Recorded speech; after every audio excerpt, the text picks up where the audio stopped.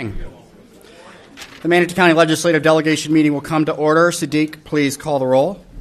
Representatives Connerly. Here. Representative Owen. Here. Senator Boyd. Here. Senator Gruters. Chair Robinson. Here. Let the record reflect that we have a quorum, and let's please rise for the invocation by Representative Connerly, followed by the pledge by Representative Owen. Bow your heads. Dear Heavenly Father, we come to you and ask for wisdom. Grant us the ability to see the truth and to work to benefit the folks of Manatee County, the state of Florida, and God bless the United States. Amen. Amen. Attention to the pledge. I pledge allegiance to the flag of the United States of America and to the republic for which it stands, one nation, under God, indivisible, with liberty and justice for all.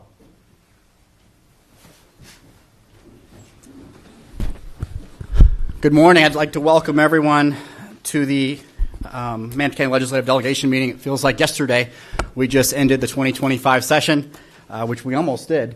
But we're here preparing for the 2026 session, and frankly, today is one of my very favorite days of the year to hear from Manatee County folks and my constituents on what issues are important to you all. I don't know if I've seen so many folks that have been signed up to speak. We also have 3 local bills. I don't know if I've seen 3 local bills on one agenda since I've been here, so we have a lot to get through today. So unfortunately, I'm going to have some time constraints during the meeting, but if you think about where we were a year ago and the devastating storms that struck our area and how our community has come together, I see several of my island friends out there, and we dealt with a lot. And God bless those in Jamaica right now, because it looks like they're going to suffer some pretty bad times over the next 24 hours. We know what they've been through, and God help this area. We have a few more weeks left in hurricane season, but so far, so good. But a lot of what we did last session reflected on that, and certainly I know there's some folks here on a certain bill that want to testify about that bill, and look forward to hearing from your comments on that. But we're here focused on the issues that you bring in front of us today, certainly funding issues. The one constitutional requirement we have under our Florida Constitution is to pass a balanced budget. And that budget should fit the needs of you all in our great state of Florida. Look what the feds are dealing with. They can't even pass a budget, and they're in a shutdown. You compare that to what we're doing in the state of Florida. We want to hear from you on what your important issues are, not only from a policy perspective, but certainly from a funding perspective. And we are just so blessed. We have 2 fine gentlemen to my left in their first term. And Mr. President-designate, I'll turn it over to you for your opening comments. We're just so blessed to have you. And the fact that our area, our region, can have the Senate president. And you were designated, was it last week, 2 weeks ago? So congratulations for that honor on behalf of our community. And I don't know if I should call you senator, president-designate, chairman, leader, all 4, all 5. The floor is yours. How about just sir? I'm kidding, of course. Thank you, Chairman. I'll be very brief. I would echo the Chairman's comments. It is a great day when we can hear from our community and what's important to you all, which ought to be and is important to us as we head to Tallahassee. Briefly on the President-designate ceremony and voting and whatnot, I feel very honored to be able to do that. It's personally a great honor, but more importantly, I think it's just an incredible thing for our community, because now we'll have the presiding officer of the Senate here in our community. And as you all know, those guys and gals that hold those positions get to make some decisions occasionally that benefit the area they're from, and that's okay, because that privilege travels around the state with different senators and different representatives that become speakers as well. So it's an honor, it's a privilege, and it's something I will use very carefully to protect and to serve our community. So thank you for being here today. Thank you, Mr. Chairman, for the chance to say a few words. Representative Owen. Yeah. Well, it's great to see everybody. My name is Michael Owen. I represent District 70, and about 30% of my district is Manatee County. So I'm a little bit of the outsider here, but I can tell you in my time from just being here for 1 year, I've gotten to know a lot of the folks here in this room. For some of you, I was a former county commissioner, so I kind of get the local government stuff and the stuff that you're dealing with. It's an honor to be here. It's an honor to serve really under these these two gentlemen to my right that have really kind of paved the way for what a true representative public servant are supposed to be like. So it's an honor to serve with you two gentlemen. I really look forward to this meeting. I feel a little sorry for Bill here. I ran 3 local bills at Hillsborough County delegation just last week, so I'm praying for you here today, buddy. But it's great to be here. Look forward to seeing you all in Tallahassee as well. Thank you. I'm Bill Connerly, District 72, and just glad to be able to work and provide benefit both to Manatee County, Southwest Florida, and the whole state of Florida. Looking forward to getting to work. I know we've got a lot of stuff on the agenda, so I'll just keep it short, and we'll get to work. And there, you may notice there's one member that is not here, and I'd like to read something from Senator Gruters. Today is bittersweet as this marks Senator Joe Gruters' final Manatee County Legislative Delegation meeting representing our community in the Florida Senate. Senator Gruters sends his sincere apologies for not being able to be here in person, but wanted to share these words with you. And this is from Senator Gruters. I want to take a moment to simply say thank you. Serving the people of Manatee County and the state of Florida has been one of the greatest honors of my life. From the very first day I took office, my mission was to represent your values, your families, and your hopes for the future of this great state. Public service is about leaving things better than we found them, about facing challenges head-on and finding solutions for Floridians in need. Together, we've strengthened our communities, supported small businesses, and worked to make Florida an even better place to live, work, and raise a family. I am proud of all we've accomplished over the past 7 years. Every step of the way, I've been guided by your trust, and I've never taken that for granted. As I finish my last term in the Senate, I do so with a heavy heart, proud of what we've achieved together and deeply grateful for the community to serve you. My commitment to this community and to Florida's future will always continue. Thank you, and God bless. Before closing, Senator Gruters would also like to recognize and thank his colleagues in the Manatee County Legislative Delegation, future Senate President Jim Boyd, and Representatives Will Robinson, Bill Connerly, and Mike Owens for their leadership, friendship, and dedication to serving the people of Manatee County. Finally, he wishes to express his gratitude to his incredible staff, Vicki Brill-Keller, Jeremy Miller, and Mandy Hill, who are here today. They represent our office with professionalism and heart, and they are available if anyone needs assistance or would like to connect with Senator Gruters. Thank you. Sure. Senator Boyd. Thank you, Mr. Chair. And I'm sure I speak on behalf of the delegation, and I would like to say it publicly because I'd like this to be kind of read into the record. Joe Gruters is an amazing public servant. He is a friend to all of us. He's a friend to all of you, whether you're on the Republican or the Democrat side of the aisle. He is kind, compassionate, careful, and thoughtful in the way he approaches this work. I'm so proud of him for where he is today as a Republican.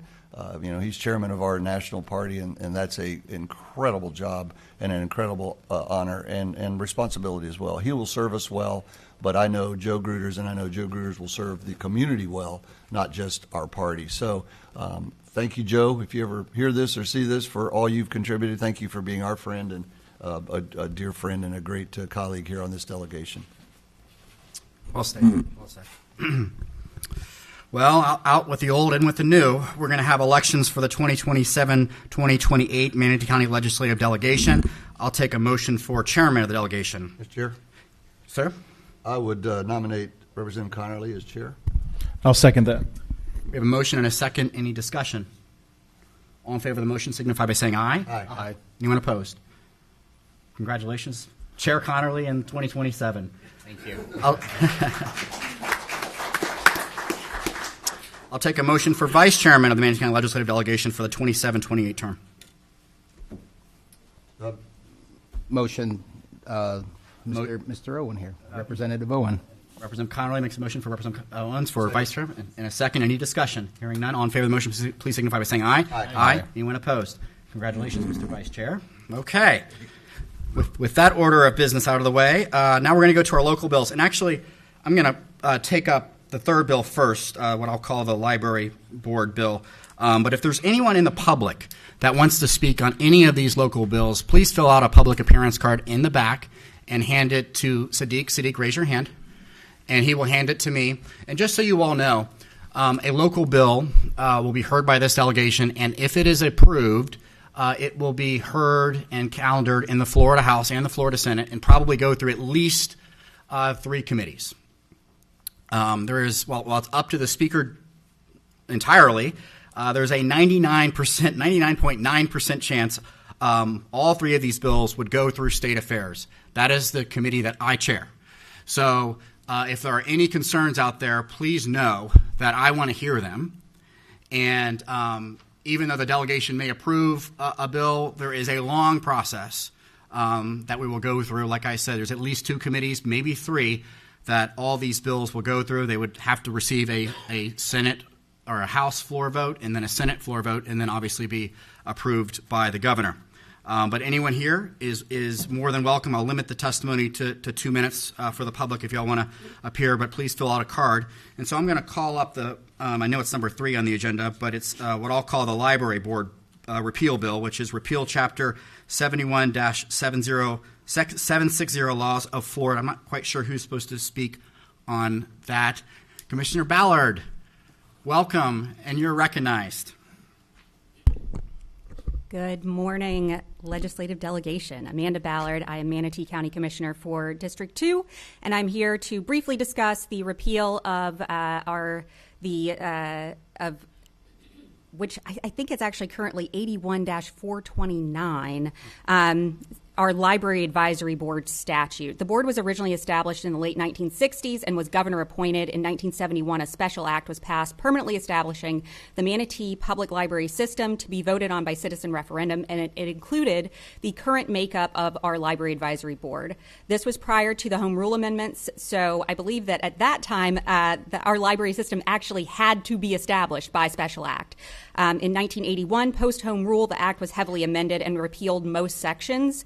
But the Library Advisory Board remained in statute, codified under 81-429. The structure and duties of the board are prescribed in the statute and no longer meet the needs of our community today. In 1981, Manatee County had a population of 148,000 people. The population was heavily skewed toward our west. In the municipalities. 44 years later, our county's population has tripled, and our population centers have shifted both north and east. And the county would like the ability to expand our Library Advisory Board to include seats for Parish, Lakewood Ranch, and East County, and special seats for stakeholders like parents, youth, and teachers, and to have more input on policies like collection development. And so we would like to repeal the current law so that we can take it back down to the local level, put it in an ordinance, and basically have some local control over our library board. So it's a pretty simple request overall. And so I'm happy to answer any questions if there are any. Thank you. Any questions for Commissioner Ballard? I have a couple. Did the Manatee County Board of County Commissioners review this, vote on this? Was there any comments publicly from them on this act? We did vote on this, and I believe that the county commission voted unanimously to move this forward. Okay. And if this bill was approved, would this be a return of your home rule powers in this area? It absolutely would, and we would be very excited to see that. Any further questions from you all? Any public comment? Anyone, Sadiq, that's filled out a public appearance card? Anyone in the public wishing to come forward? Seeing none, I'll close the public comment. Any debate? Actually, I'll let you close. Any further comments? Chair Cruz, you want to come up?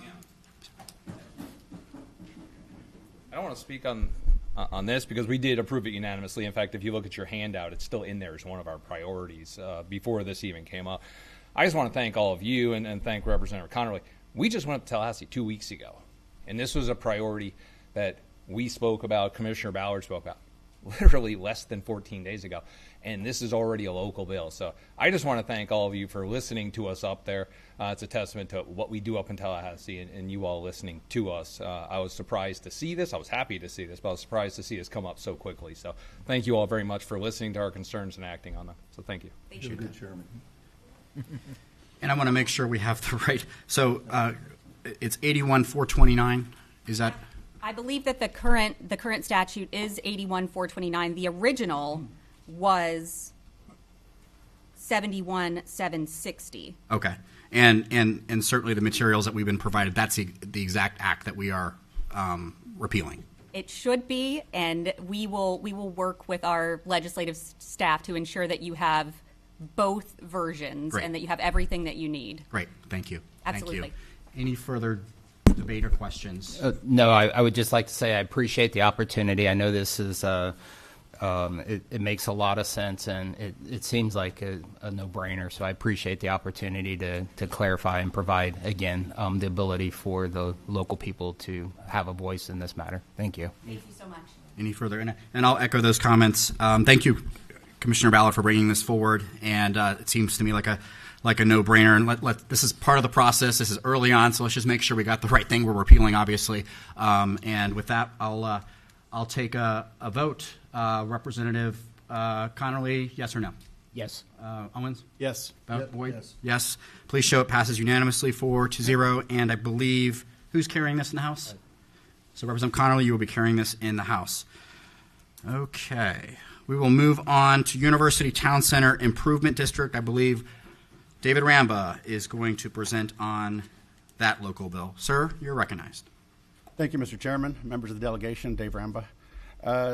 This act would formally recognize University Town Center as an improvement district, as a critical regional commercial and tourism hub, and establish a permanent mechanism to ensure consistent maintenance for stormwater and funding of the shared multi-county infrastructure and services. The land takes up about 823 acres, just over 823 acres along Honore, north and south. It is all commercially owned property. It is land that would be used for and subject to assessments to maintain the stormwater, irrigation, roadway, lighting, recreation, landscape, and security infrastructure. As we have seen in a lot of the development out there, we have had some substantial flooding. When this is critical infrastructure of your grocery stores, your Home Depot, your Lowe's, your pathway north and south on Honore. The developer does want to make sure that we ensure continuity amongst the stormwater. It is in two counties, interestingly enough. There's University Parkway, as everybody knows, right through the middle of it. From a permitting standpoint, it will be easier for the district to do a comprehensive stormwater plan and assessment in their applications of those 823 acres in order to maintain that. If land does become residential, that residential land would be extracted from the district, so individual residents would not be subject to these assessments. What's also important, while there is some county land in there, the county, either Manatee or Sarasota, would not be assessed and would not be subject to any of the costs related to this. This is more for the commercial property in that corridor. And that is the bill. I'm happy to answer any questions, Mr. Chairman. Any questions for Mr. Ramba? Yes. Thank you, Mr. Chair. Thank you, Mr. Ramba. And you said it, but I want to be crystal clear. Current residents that are homeowners or residential folks out there and future would not be subject to this assessment, correct? That is correct, Mr. Chairman. It is all commercial property located within the district, and there is a provision in here if commercial property somehow converts to a condo and becomes residential, that would be extracted from the district as part of the terms of the district. Thank you very much. Any further questions? Representative Connerly. For clarification, the current owner of the property has agreed to these conditions, these restrictions that would be included? Mr. Ramba. Yes, Representative Connerly, that is correct. Included in this legal description that are not agreeing to this. Is that correct? To do ad valorem, but it would be the property owners that would vote on that. Okay. And since the property owner is the resident. Okay. Representative Owens? Yes. Senator Boyd? Yes. Robinson votes yes, so it passes unanimously 4-0. And since this is a two-county deal, I believe Representative Buchanan is carrying this on behalf of this bill. Last bill, Mr. Ramba, you're recognized to explain. Because of your timeline prior to the vote of the Port Commission, a dependent district as almost a department of the county, or as an independent district as other ports in the state have been created and counseled. I counseled the port based on my experience mainly with Chairman Boyd over the years. You should draw up your own legislation, or they may draw it up for you. A few fire district representatives who are here as well. Failure of this to pass would leave existing law in there, which apparently nobody recognized was out there. As you had Chapter Law 81-429 with this. This was in 2003, so 22, 23 years ago, a law was passed that has some language in there that does need to be adjusted for the harbor pilots. Counsel for the port has said this would be fine if this was included. That being said, for the record, the port has not voted to support independence, and that was the resolution that was before the Port Commission. It was a 3-3 vote. The chairman of the port, Chairman Ron's here, and he has a position, and others might as well, so I'd like to defer any further time. But on behalf of the port, we are currently not in support of this on a 3-3 vote. Chairman Ron, are you here? Oh, didn't even see you over there. You're recognized. Good morning. Thank you, Mr. Chair. Thank you, delegation. Again, congratulations, Senator Boyd, being Senate President. You'll represent this county great, and we appreciate that. Come for you this morning with regards to the Seaport Manatee becoming an independent district. While we did not have a majority vote, we did have a 3-3 vote to take we would like to take this independent.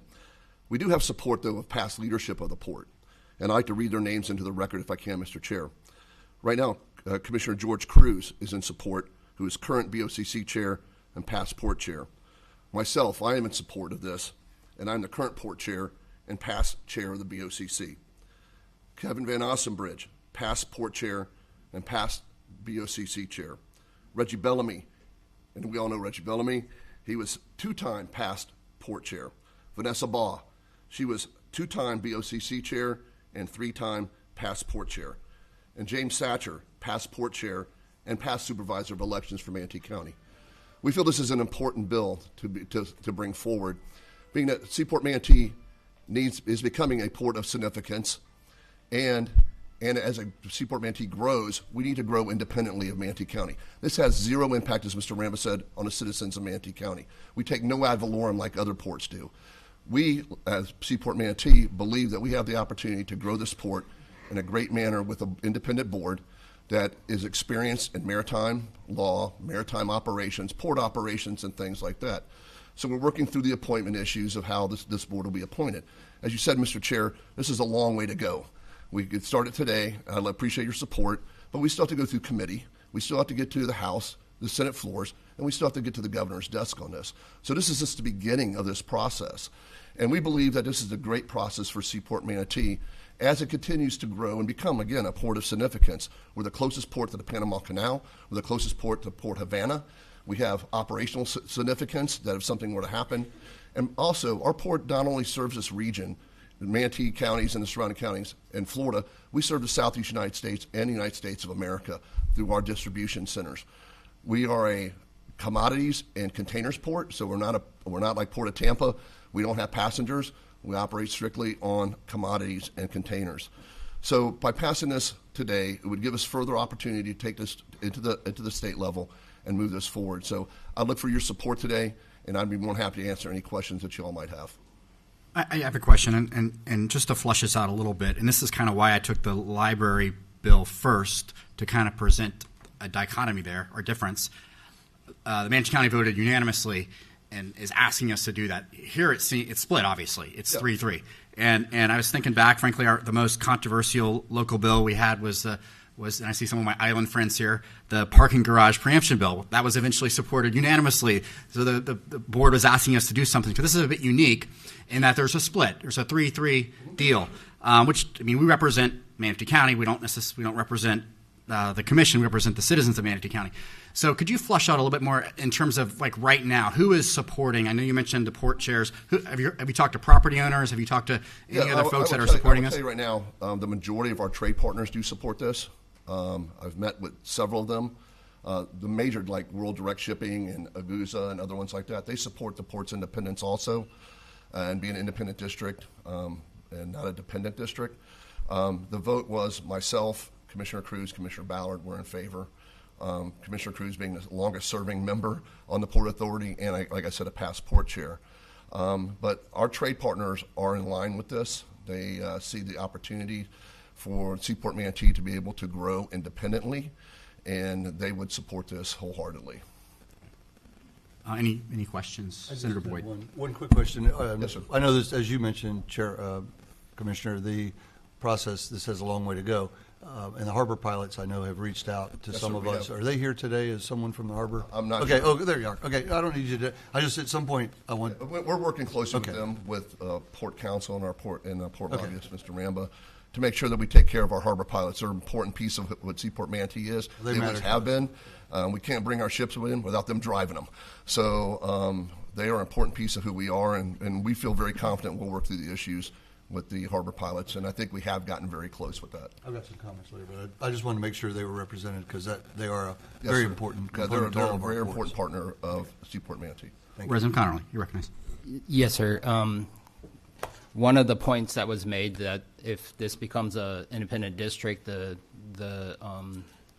there's not an opportunity for the citizens to be impacted with a burden, a financial burden. Currently, the way the port's operated, does the county have to guarantee the operation of the port? Are we at risk So currently? The county doesn't guarantee the operation. The port operates now independently. Way back when, basically like when mom and dad had to sign for your car loan when you got your first car, the county had to help guarantee some bonding that the port was doing because the port was not in the financial shape to stand on its own. Today, with the port revenues, we are fully capable of standing on our own. So there would be no impact. And plus, the way the local bill is written, that the new board, if it would be appointed, cannot impact Manatee County. It's revenue bonds that the port supports. So there's no ability to impact the citizens of Manatee County or put Manatee County citizens in debt. Again, we take no ad valorem like other ports do, and we do support Manatee County, Seaport Manatee does, through employment, through taxes, and other things that we put back into the county, and that'll always stay the same. I mean, nothing of that changes. And I'll make this point in my close or my debate. I'm torn on this, but one thing that is swaying me one way or the other is, so what happens if the Manatee County Port Authority currently defaults on the bonds? Who guarantees those? Well, they're revenue bonds, sir. So I mean, they're tied to the revenue of Seaport Manatee. Okay. So basically, in the local bill, I mean, if they were to default, if we were to default on the payment of bonds, it'd be the same action that the county could take the same action to recoup those through the revenue of Seaport Manatee. So I guess my question, to further clarify, are the citizens of Manatee County impacted at all if the port were to fail? They're impacted now. That's my question. Yeah, Can you flesh that out a little bit for If me? the port would have failed today, God forbid, and I don't think it'll happen, but if the port were to fail today, nothing changes. It's the same as it is today. So the bonds that are currently being guaranteed by Manatee County or citizens of Manatee County are going to be there till we either refinance them off, which is our plan to do. When the bond market gets a little bit better, we would like to take those bonds and refinance them out, and they'd come 100% under the port. And it would be the goal, I would hope, the goal of the commissioners, which one will be a county commissioner that will be appointed by the board, would be appointed by the Board of County Commissioners of Manatee County to sit on this new board. It would be our goal to move these bonds out as quickly as possible. I'd do it today if we could, but the bond market's not the greatest today to do that with. So, but to answer your question, Chairman, yeah, nothing's different than it is today. Any further questions of Chair Ron? Seeing none, we'll go into public testimony. I know former Commissioner McClash, you're recognized for 2 minutes, sir. And anyone else, please fill out a public appearance card. Thank you, Mr. Chairman. I didn't know this was on the agenda today. Wasn't posted, but I appreciate your time. Congratulations to all serving our community. It's unprecedented to have a chairman come up here and support an issue that's against the will of the body. The Port Authority took no action. 3-3, as you know, is no action. So for you to sit here and good questions, flush this out in a delegation meeting should not be the place that it takes place. It should be a presentation to the Port Authority, the members of this community, and flush out these issues and come back next year if there's a bill that should be considered. What's the rush? One of the advantages that has not been discussed is as commissioners, and I served 22 years as a county commissioner, as a Port Authority member. So I'm the longest serving Port Authority member ever in the history of probably Manatee County. One of the biggest advantages is that we were able to protect the environmental areas of Manatee County, Tampa Bay, by having policies that were in line with Manatee County government. You can't do that if you destroy this type of governorship. So I would request that you remove this from your calendar today, from approving this bill, move it forward, and let the county and the citizens participate. It was blindsided If you've read the reports, Port Authority blindsided this on the agenda. There was no forewarning that this agenda was coming up to change the makeup of the port. Is that how you want to conduct business? I applaud you today because you're making it public. But this was not agended where Port Authority members were briefed on it ahead of time. And so that was part of the problem. And I think if you had 4 people there, you would have had 7 people there, I think you would have had 4 votes against it. So it's not really proper for a chairman to come up here and support something that wasn't approved. Thank you. Any further public testimony? I think I saw some hands back there. Sir, state your name and your residence or county residence, and you're recognized for 2 minutes. I'm Captain Jack Timmel. I live in Hillsborough County. I'm one of the managing partners for the Tampa Bay Pilots Association. I want to really briefly thank everybody up here for your support in the last session for helping us rebuild our critical infrastructure. Today, I want to thank you. I want to thank Mr. Ramba. I want to thank Manatee and working with us to correct some of the archaic language that's in the original draft of this bill.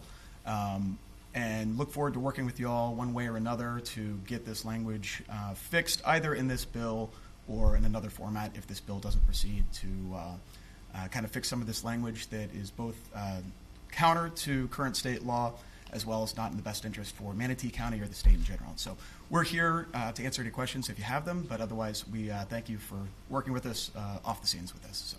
Thank you. Any further public testimony?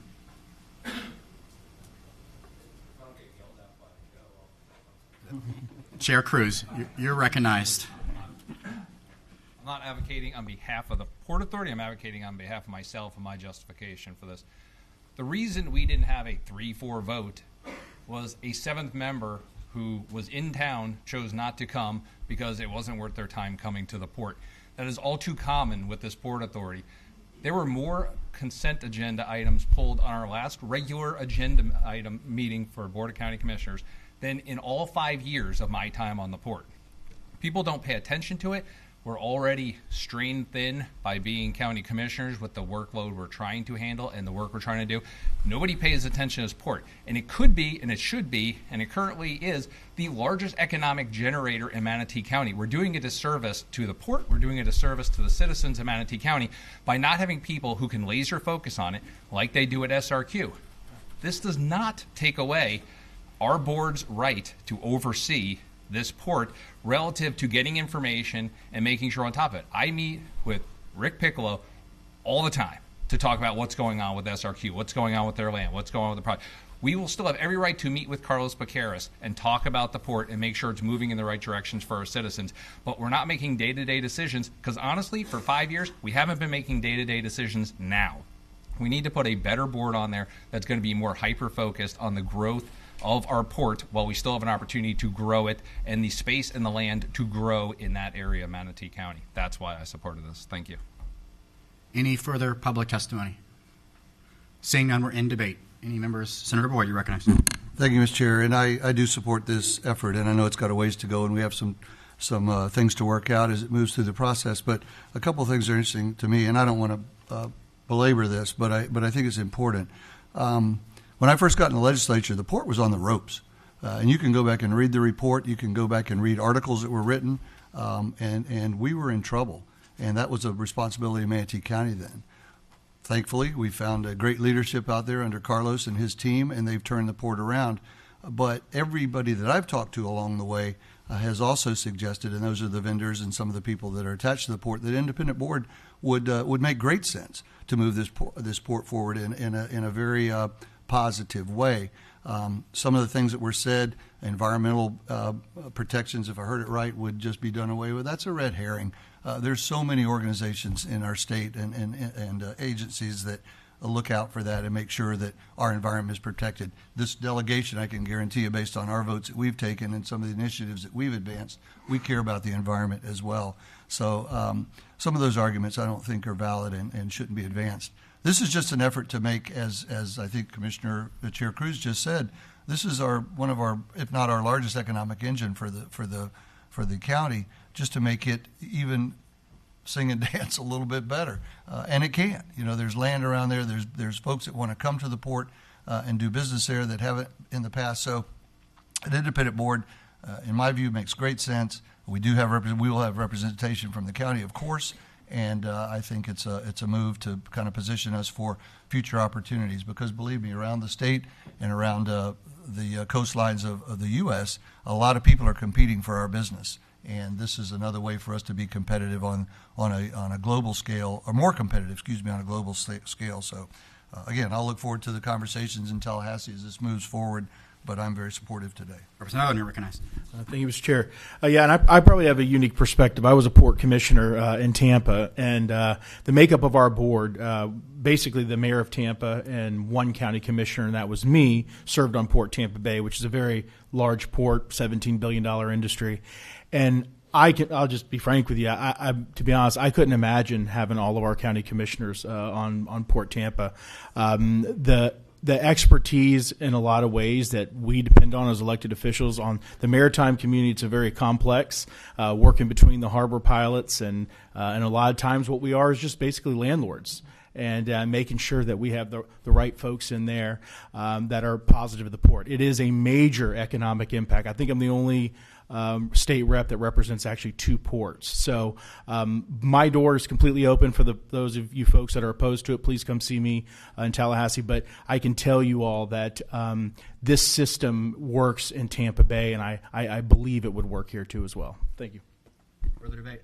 Representative Conley, you're recognized. Yes, thank you. And I would like to point out that President Boyd, or soon-to-be President Boyd, is absolutely correct. The permitting agencies that are going to be involved in anything that happens at the port, I think Manatee County would be ancillary to those, such as the Army Corps of Engineers, DOT, the Coast Guard are involved. All of these agencies are going to be very diligent in what happens at the port. One of the things I think we need to be mindful, and this does fall under the umbrella of the county commission, is protecting the lands around that area. This is an asset, and it's not easy to find land that's industrially zoned for heavy commercial. This is one of those, but the county commission can absolutely protect the county's ability to grow the port, and that's one of the reasons this is so very important, is that the Port of Manatee is unique in the state that we have the ability to grow. All the other ports are essentially constrained by urban or roadway networks that don't allow the growth. So we have a asset in Manatee County that's unique in the state, and I think this is one of the efforts that we can do to protect it.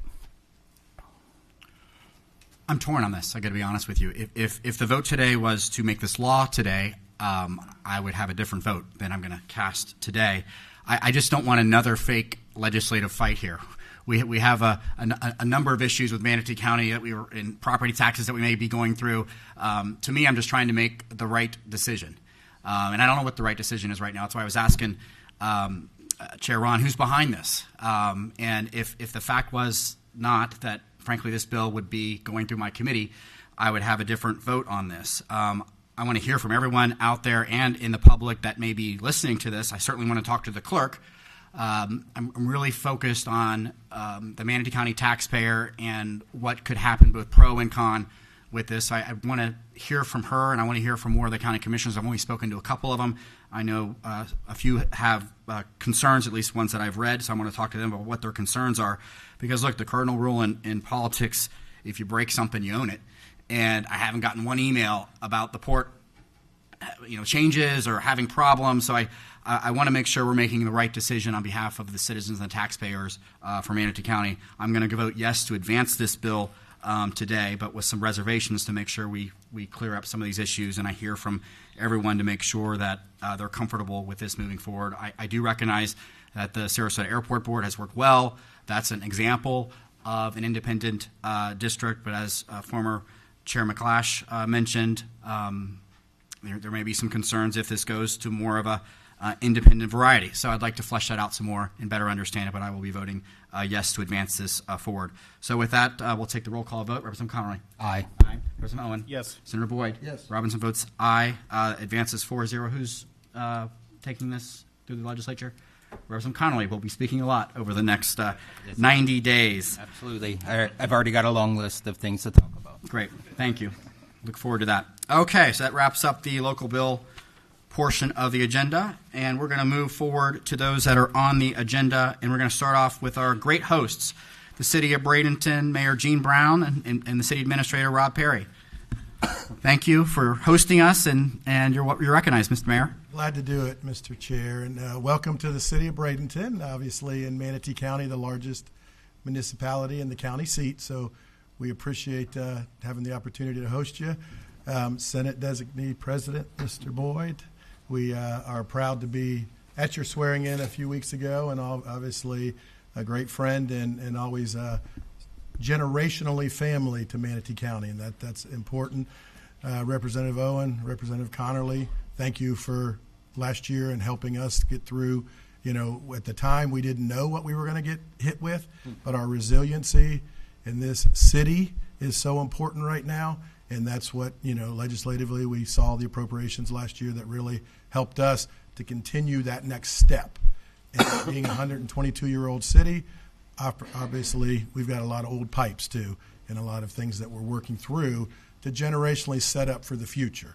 So what you're going to see, Mr. Perry's going to talk about, and what we'll work over the next 90 days, hopefully, and to get to a governor's signature, and by July of next year will be helpful again to the citizens of the City of Bradenton. And I just want to thank, one last thing, is my city council members that are here today.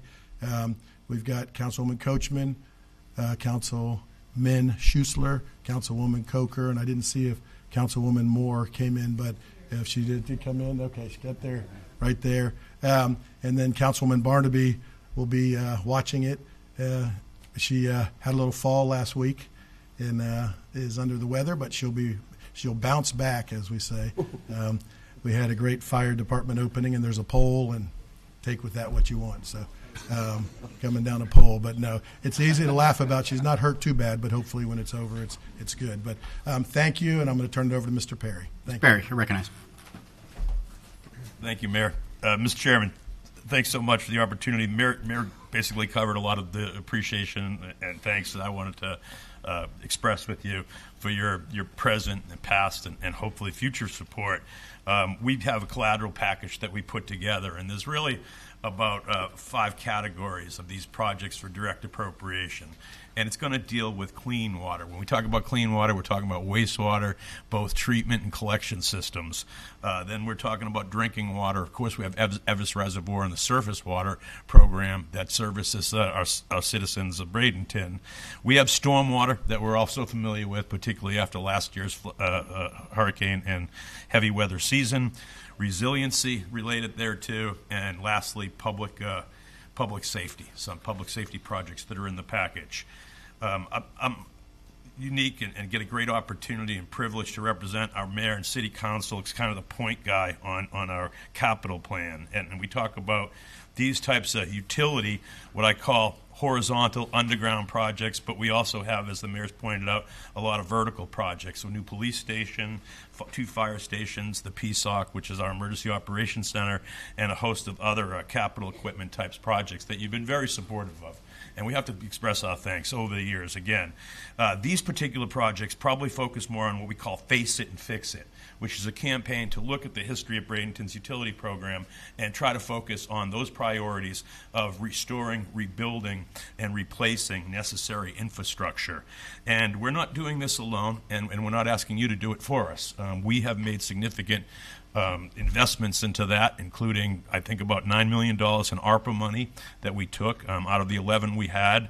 We've sought about $48 million in SRF funding, a host of other grants, and so it really kind of takes a massive different funding to do these projects. You're talking about $100 million in an older city to redo these types of projects, but the benefits and the criticality of the projects are important. And when you do these types of projects, we have to have the capacity and bandwidth and technical expertise to do it, because it involves simultaneous project management, administration, fiscal, permitting, the technical requirements of heavy civil engineering, environmental engineering, the hydraulics that are related to it, and just a whole host of other project management and construction services. And we've built that out. We have increased our bandwidth by getting additional engineering services, GIS services across the board. And as you see on some of this, we've been able to look at the wastewater treatment plant and put 6 or 7 major projects in just in the course of the last few years. So, and a lot of that has been with your help. Again, thank you so much for your appreciation. The last page kind of spells it out. Look at what we've done and think about what we're doing. We thank you so much for your assistance, and that partnership and support is vital and critical to the city of Bradenton. Thank you. Thank you, Mr. And congratulations to you, Senator Boyd. I enjoyed my time in Tallahassee. Thank you. And Senator Boyd would attest that I gave an admonishment about going down that fire pole to our city council. Yeah, I heard about that. Okay. Thanks so much. I was going to until he said that. And I think we do have a buzzer. I'm not sure if it's working. Unfortunately, we only have a 2-minute or 2-minute limitation for every presenter. We have 60 plus, and I want to get through everyone, and time will slip away. So sorry about that. Just remember, you're just speaking to us, and we have all your materials, and this is just a start. We want to hear from all of y'all at our offices, schedule individual meetings. If there's more we can brief, it's just we got a lot of folks to get through. And with that, Mayor Brown, you're recognized to talk about Sarasota Manatee NPO. Thank you, and thank you. I won't go through all that again. But on behalf of the Sarasota Manatee Metropolitan Planning Organization, thank you for your support of transportation and the opportunity to talk about regional transportation priorities. The MPO's 2050 Long-Range Transportation Plan incorporates regional priorities on and off the state highway system.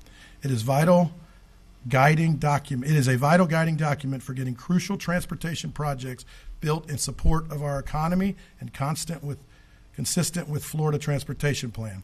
Just like our constituents, 2 of the MPO's biggest concerns are congestion management and bridge improvements, adding capacity between Bradenton and Palmetto, and vital connection between Sarasota and the Tampa Bay region to the north.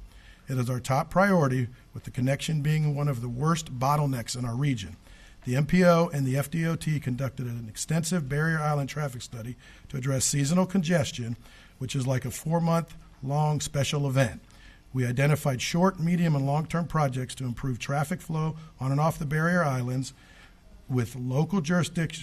While local jurisdictions can implement some of the recommendations, many of the proposed solutions will require additional state investment on state roads. We hope you will encourage FDOT to implement these projects as quickly as possible. Numerous and other state investments on state highway systems are needed throughout our region, above and beyond currently funded projects. Beyond these projects, our request is simple. Allocate all transportation funds to transportation projects, preserve existing local and state transportation funding sources, explore new revenue sources for transportation, including general fund appropriations for the legislative additions to the FDOT work plan. Several other things you have in your document, and we just want to thank you. One thing I would like to do is also obviously thank the MPO staff. I know there's been some controversy about the MPOs around the state. I would just like to advocate that I think working with DOT is very important to keep the MPOs. And if there's a bad MPO out there, let's fix it.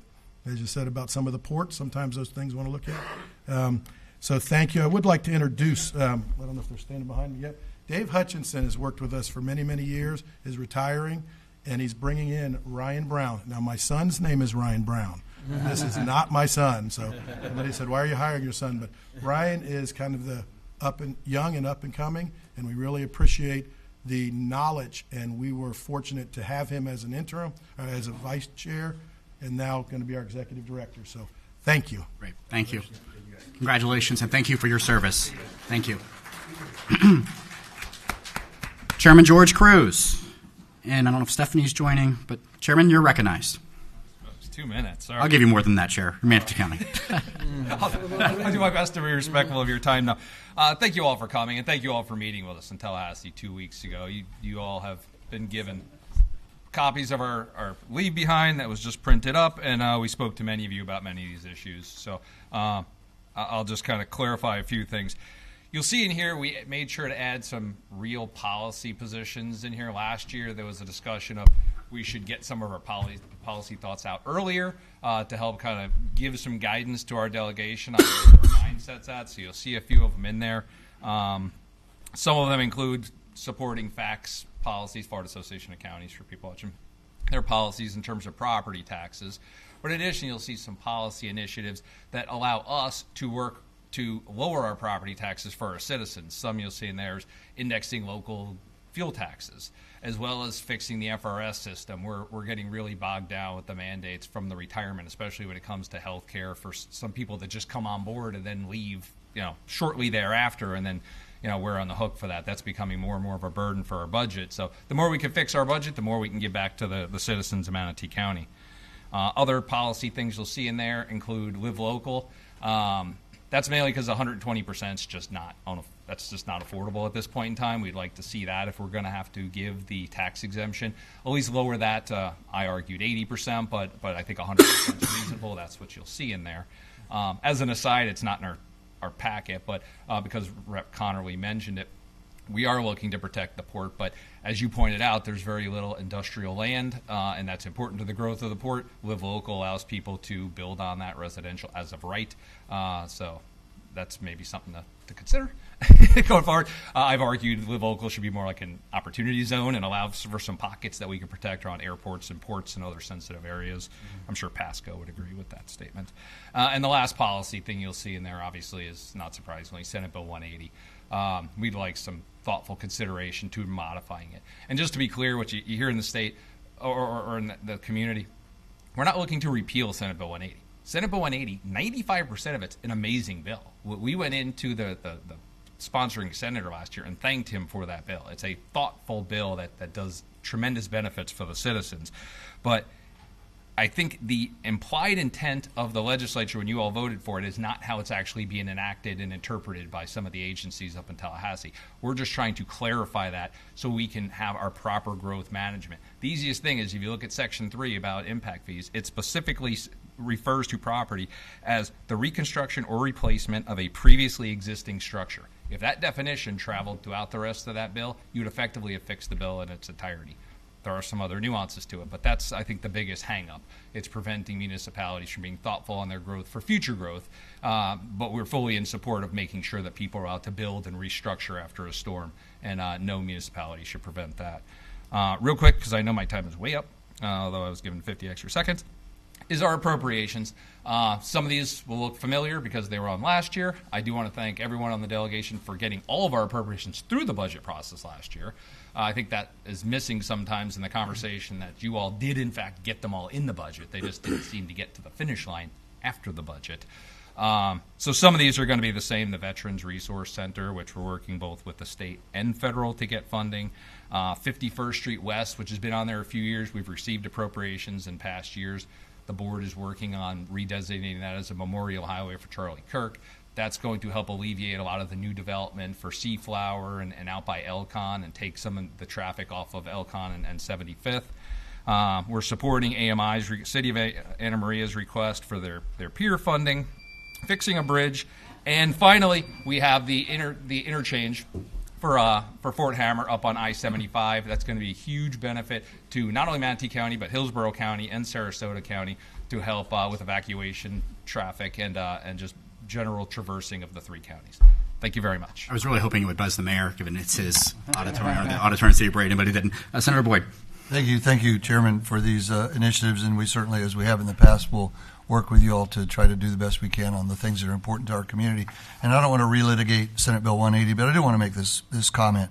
As that was going on, a lot of things were said by some of our friends in the community that were not necessarily true. This delegation, our legislature, tried very hard to protect citizens. After the storms, specifically, some folks weren't even able to get building permits to get back in their homes 5, 6, 7, 8 months later. The bill was very well intended. It simply meant, in terms of the thing that I think caused you all and others some anxiety, was that we couldn't change any rules for a certain period of time. And specifically, the wetland buffers issue came up. Again, I don't want to go through the whole thing again because it could be counterproductive. But what I want to say is, we said all along, we say, and I think I can speak for my colleagues. I know I can speak for Senator DeSigley, who ran the bill, and Representative McFarland, who ran the House side of the bill. I know I can speak for them because I've talked to them individually. We said all along, if there's things we can tweak and that we need to fix, we certainly will. Along the way, it was made to look like this was jammed down communities, not just Manatee counties, but others around the state down their throats intentionally, and it wasn't. It was something to try to protect residents and citizens, help, and more importantly, help them get back into their homes and properties after such significant storms, now and in the future. So I've said all along, my colleagues have said all along, Representative McFarland, Senator Sigley have said all along, if there's things that we can do to tweak it and make it the best bill that we can, certainly we will. We do that every year on lots and lots of things. And I expect we'll have that conversation again this year, because I just spoke with Senator DeSigley a week ago, and I spoke to Representative McFarland 2 or 3 weeks ago about it. So all that said, Senate Bill 180 is still alive. It's still something we're talking about and something we're trying to just make the best we can. So enough said, but I wanted to get that out because there was a lot of things written over the past 6-8 months that weren't necessarily, and not by you, I'm not suggesting you wrote those, Chairman, but that weren't accurate or weren't true, and I think it's important that we get our voice out as well in that. So thank you. We agree with you, and you were on the Senate side. You passed the bill without the extra language in there originally. It got inserted after the fact. And we agree wholeheartedly. We do believe the intent of the legislature. I've talked to probably half of the legislature at this point in time. I've been running around talking to everybody. Everyone admits the intent was there for the proper intent, and we fully support that proper intent. We do not want to see Senate Bill 180 go away. It's a great bill. We just want it tweaked so that the intent is actually implemented by the agencies. We have 3 branches of government, and your branch of government, I believe, passed a good, albeit unclear bill. We just need to make sure it's clarified so that other branches of the government are acting upon it to allow municipalities to have the home rule necessary for proper growth management. Representative Owen? Thank you, Mr. Chairman. First, I want to just add thank you for coming and see us so much in Tallahassee. For the members of the public here that may not see, it's not the easiest trip to make. And your chairman and your county commissioners and your executive director, they are a regular presence in Tallahassee. And there's a lot to be said for that, okay, because that's not necessarily part of the job. So thanks for coming up. On Live Local, I've been very clear. I'm not a big fan of that bill.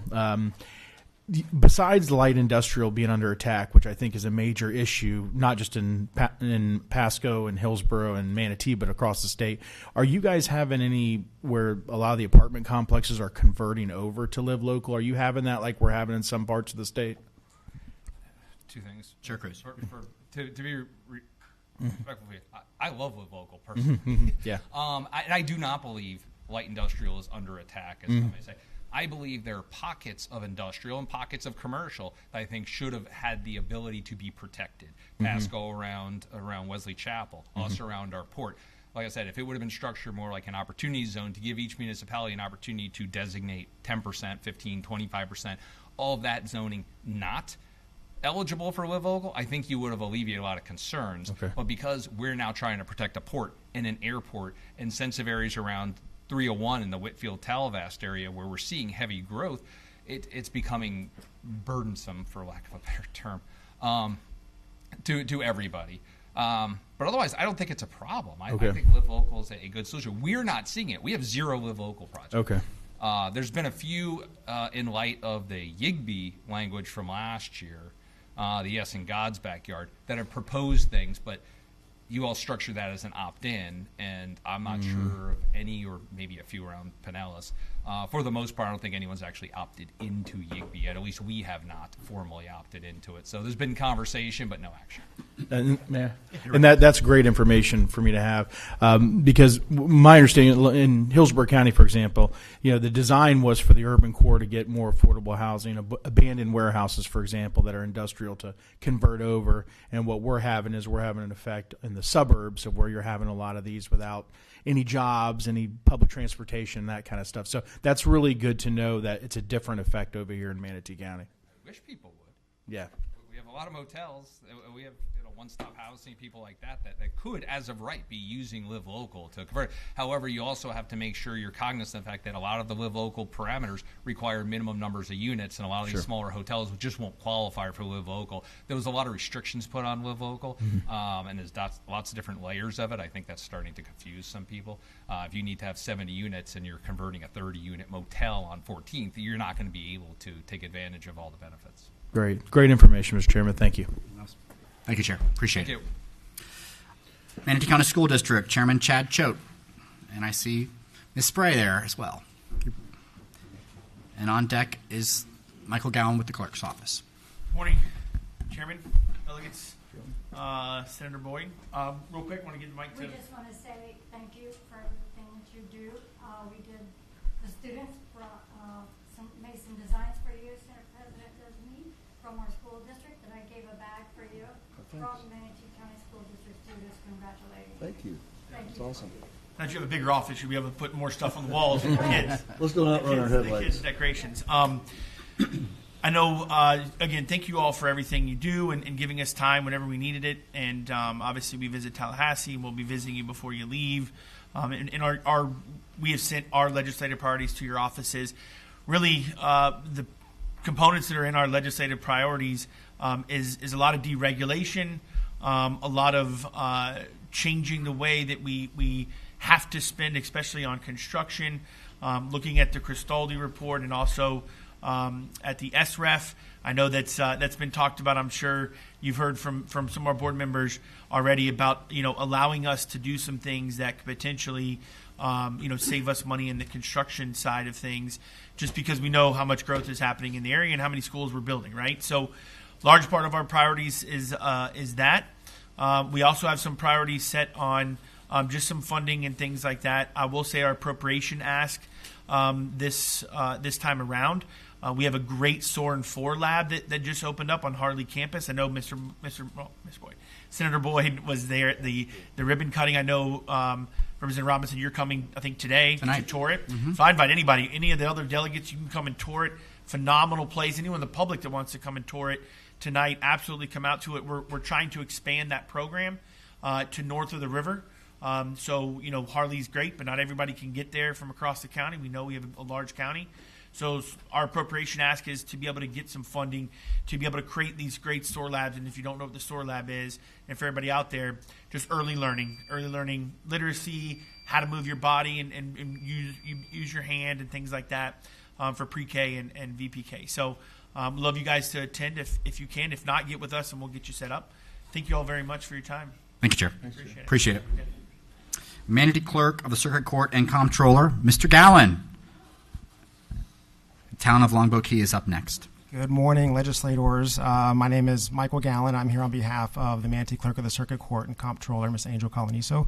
Good morning, Senator Boyd, Representative Robinson, Representative Owen, and Representative Connerly. I appreciate you all taking the time out of your day and this year to listen to us and to our needs of the clerks statewide. The clerks statewide and within the 12th Judicial Circuit are very appreciative of all your efforts in the past. You all have been great supporters of the clerks statewide, but once again, we're facing a significant funding shortfall. We're facing a $75.1 million shortfall this year statewide. In the last 10 years, court staff have been reduced in our office from 123 to just 90 employees today. In that same time, clerks' budgets increased only 6.4% overall, while other state court and justice agencies saw 53.2% increases. This is akin to operating a 2025 business with 2008 fees. Imagine, a couple of attorneys up here, myself included. Imagine running a business and a law firm off 2008 fees. So today we're operating off those fees from nearly 20 years ago. The shortfall started well before you all were in Tallahassee representing us, but can be fixed by your efforts in Tallahassee. This year, the clerks will have policy bills to address our budget shortfall, and we hope that for your full support with these bills. We have a policy bill and a fee bill. So I just want to thank you in advance for your attention in this very serious matter, and if we can answer any questions as an agency through FCCC or from the Manatee Clerk's Office, we're here to help you. Thank you. Mr. Gallen, I appreciate what you're saying, and I've talked to Clerk Coloniso a lot about this issue. I believe it's reaching a critical stage at this point. We got, I think, 3 new judges in the 12th Judicial Circuit, which is wonderful, but we didn't have clerk support staff with that allocation. Yes. And the clerk does so many important things, not only for our community, but they're the watchdog, and we got to make sure that they are funded appropriately. So I have charged the chair of Justice Appropriations in the House side to take a look at this, because we seem to be kind of tackling this every year. I'd like to have a wholesale view of this and hopefully, like you said, one bill, one thing where we can streamline everything and make sure that clerks are adequately funded because, look, as you know, as their lawyer, the scope of the jobs that the clerk has to do is immense, and we seem to just throw things here and there. When we can't find someone else to do it, we give it to the clerk. So thank you so much. We're hopeful to work on that, and I'll take a look at that bill when it comes up forward. Thank you. We appreciate it. Thank you. Thank you all. Town of Longboat Key, Mr. Mayor, welcome. And City Commissioner Whitmore is on deck. So thank you, gentlemen, for inviting Longboat Key to meet with the delegation again. And congratulations, Senator Boyd, on your presidency. It's an honor for our area. It'll be great for the state. It'll be great for our region, especially with your knowledge of some important issues like insurance, but also what it's like to be a barrier island and Gulfside communities. Our primary concern this year is the direction to be taken by the legislature on the proposed reduction of property taxes. Not a lot of municipalities are represented here today, so I'm glad to make this comment. Bills already filed range from complete repeal down to modest or targeted adjustments to our homestead exemptions. Please remember that any reduction would dollar for dollar reduce the funds available to each municipality and each county in the state to provide the services that it affords its residents, businesses, and visitors, unless a new and untested method for redistributing some new and untested source of income is devised. It's a zero-sum game. Longboat Key is not unusual in that we receive most of our revenues from property taxes, and most of that revenue supports our fire, EMS, police, finance, and planning departments, and the rest funds our parks, roads, beaches, and IT, with all its new demands from ransomware and AI. The list goes on. Each of these functions is essential, and each was tested beyond its limits by the storms of last year, leaving substantial gaps in reserves that we and our neighbors are still struggling to fill. No one likes to pay taxes, and voters, given the choice, could very well choose to reduce them, but no one can afford to do without the critical local government services we provide. And how do you clearly explain that aspect of this choice in one sense on a ballot? I'd like to also say the Minnesota League of Cities was unable to appear here today. They feel the same way as this, so I'm going to give that as well. I'm going to give you, just very quickly if I might, our local wish list has two things. 5.5 years we've been planning to replace our under the bay sewer line. We're going to start construction this coming year. It's a $30 million project. The state's already given us some support.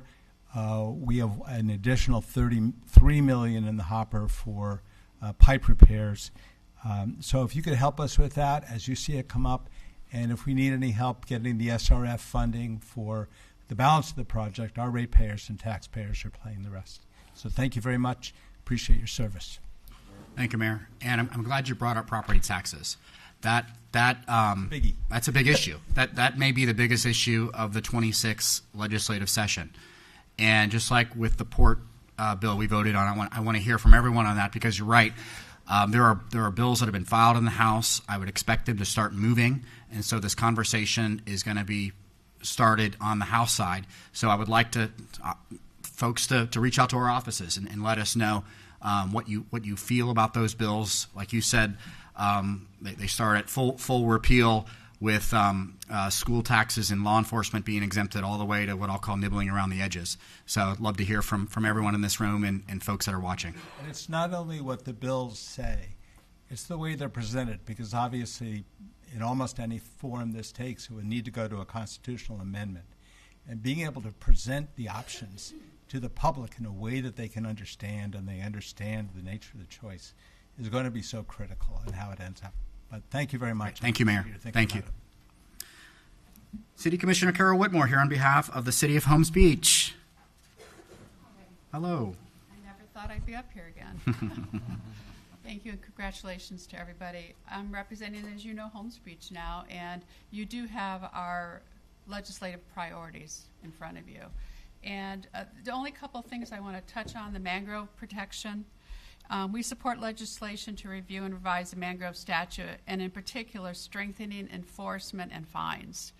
I think we need to look at that. As you know, our island is a mangrove. It was formed on a mangrove. As far as what the mayor just said about the taxes, I agree. I know you're going to try to find a creative way to maybe drop property taxes, but I've heard at one point you were looking at tourist tax. Not every county in the state collects tourist tax. So then that means what we're going to receive may be thinned out. So please look twice about that. Most of you know, cities and counties rely on property taxes to function. So that's going to be interesting to see how you can do that. I also wanted to bring up home rule. We're a small city, but we do get elected by our citizens, and we're the closest person to our citizens. So we ask that you look at weakening our home rule, just like you wouldn't want to be weakened on what you do by Washington. So hopefully you'll look at that. We are asking, we did not send any letter to you on Senate Bill 180. I just wanted to make that clear. City of Holmes Beach decided not to. We are asking for an appropriations this coming year. As you know, we were devastated. I've lived out on the island since '69, and it's the worst that I or anybody that is alive today can remember. It was terrible. And actually 7 houses around me still haven't moved in their house yet in my block. So it's pretty rough, and we're trying to recuperate. We do need funding for stormwater, as you can imagine. And we are going to have a 2-year ask. We're going to ask this year for funding, and it's the area around West Coast Surf Shop, Public Beach, the old Gulf Drive. A lot of you know where that is, and the main thoroughfare at East Bay. We need to get some infrastructure there for drainage projects. And so our lobbyist, Andrew, and also Sean Foster will be talking to you regarding that issue. Thank you. Thank you, Commissioner. No questions? Thank you. Okay. Thank you. Thank you. The Manatee County Chamber of Commerce. I see Casey Welch walking up. Thank you, Mr. Chairman. Thank you, delegation members. Representing the Legislative Committee of the Chamber today, and appreciate seeing some of my predecessors on this panel. I want to talk about, we're working through the Legislative Committee process right now, and we're hoping to make our annual trip to Tallahassee the second committee week in December to meet individually with you to go over those points. It seems like a very long time ago that we had our pancakes and politics, and it doesn't seem like we'll have time to have our next pancakes and politics by the time the legislative session rolls around in January. However, I've been talking to Jackie, and we may have a panini and politics kind of luncheon, so we'll work on that with you all if that works. One of the biggest issues we've been talking about has obviously been coming up today on the legislative committee is the property tax reform, and we're hoping to come up with a recommendation from the chamber to support the business community on that issue, because we know that's going to take up a lot of oxygen, and we look forward to talking to you all for that. So want to give a shout out to you all staff and to you all for your service, and just look forward to working with you all. Thank you. Great. Thank you. Lakewood Ranch Business Alliance, Brittany Lamont. Good morning. Followed by Moat Marine. Hello. Good morning, Chairman Robinson and members of the delegation. My name is Brittany Lamont, and I'm the president and CEO of the Lakewood Ranch Business Alliance. First off, congratulations, Senator Boyd. We are sure proud of your representation. And also shout out to Zahid for the coordination of today. We really appreciate it. Want to thank you for your continued support of the business community. Similar to what Casey mentioned, the Alliance has already hosted its first roundtable with Representative Connerly in regards to property tax, but obviously monitoring other things such as infrastructure and transportation, as we are the fastest growing master plan community out in Lakewood Ranch. So we represent over 750 businesses, and we look forward to seeing you in mid-November when we make our legislative trip as well. So thank you again for your support. Thank you. Moat Marine Laboratory, Dr. Michael Crosby, followed by State College of Florida. Good morning, Chair Robinson, President-elect Boyd. Real pleasure to be up with you in Tallahassee for that election. Very proud of you, as are everyone in our community. Representative Owen Connerly as well. I'm here to show gratitude and respect for all of the support that you all have provided to Moat over the years. Our serial disruptors and innovative scientists and engineers could not do the research that they are doing to address the challenges and opportunities of our coastlines and oceans here in Florida without your support. So we're deeply appreciative of that. Really want to thank again Senator Boyd and Robinson, especially for your help recently with the Seagrass program, getting that off and running, as well as Moat C, which we've just opened up and is a real boom for our entire community here. We'll meet with you all in Tallahassee to talk about our priorities, which will include technology transfer to our agriculture community of sustainable aquaculture, and some very interesting stock enhancement and shark depredation activities as well. We'll continue our red tide mitigation program, our seagrass restoration program, and I may have to call on you all for a little bit of assistance, but hopefully by the time I see you in Tallahassee it will be addressed. But we're running into some procedural bureaucracies within a state agency that has prevented the funding that had been allocated for this current year's red tide funding to get to Moat, for us then to distribute out to all of our partners.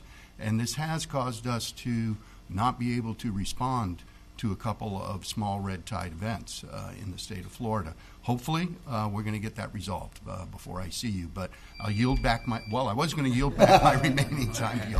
But thank you all so much for your support. Senator Boyd. Thank you. I'll be brief, but I just want to congratulate you on Moat C. What a phenomenal teaching facility. And I mean, Moat Marine, we are so blessed to have Moat Marine in our community. World-class research, world-class scientists under your direction that are making differences in so many life applications across the world. But Moat C is, if you haven't been out there, our friends, get out there and look at it and enjoy it and visit. It is truly the new gym in our community, and so proud of it and so thankful for the hard work that you and your team put into making it happen. Thank you. Thank you very much, Senator. If I may, just in response, it took the whole community to make this happen. We're very, very grateful for all of your support, but the support of the entire community. Over 70,000 K through 12 students every single year are going to be able to utilize those STEM teaching labs absolutely free of charge. And the 24,000 Title I students in Sarasota and Manatee County every year are going to get a day pass for them to come to Moat Aquarium, to Moat C, with their entire family free of charge. So this is how we're giving back to the community as well. So thank you all very much for your support. And Dr. Crosby, I know you won't do this, but please don't wait to see us in Tallahassee if you have bureaucratic nightmares. It's one of our specialties of solving that. Please call us immediately. Yes, sir. Thank you. Thank you. State College of Florida. Ms. Smith, I believe you're here for President Gregory. Good morning, Chairman and delegation. I would bet you $5 million Mr. Gregory would prefer to be here if he could this morning. I just want to first start and thank Senator Boyd and Representative Robinson for carrying SCF Parish through the finish line, that $9 million. We are breaking ground this Thursday. The community, which has been asking and begging for this and wanting updates for the last 10 years, is finally getting that shovel in the ground. So thank you so much, and Robinson, I appreciate you being willing to be there and speak on the behalf. So. In addition to that, we want to say we are going to be requesting $5 million for the second phase of SCF Parish, which is a collegiate school to put on that campus, so that those that are attending the high school right across the street have direct access to a college degree, graduate in the same week with their high school diploma and a degree. You can't beat that, and all at an affordable cost. Lastly, as you know, President Gregory is pleasantly persistent. We are seeking $5 million of the $17 million we are needing to fully fund our operations so that we can continue to graduate. We're celebrating 65,000 plus alumni, including some that are sitting on this panel, as well as many of the leaders you heard speak today. With that, if you have any questions, but otherwise, again, we thank you always for your support and for being responsive to the college. And the public hears dollar amounts and say, oh gosh, well really a lot of that is about equity. If one college university is getting this, we want to make sure we're getting our fair share. So a lot of that is about inequity that SCF has suffered over the past several weeks or years, and trying to correct that. You are absolutely correct, sir. Okay, thank you. Thank you. New College of Florida.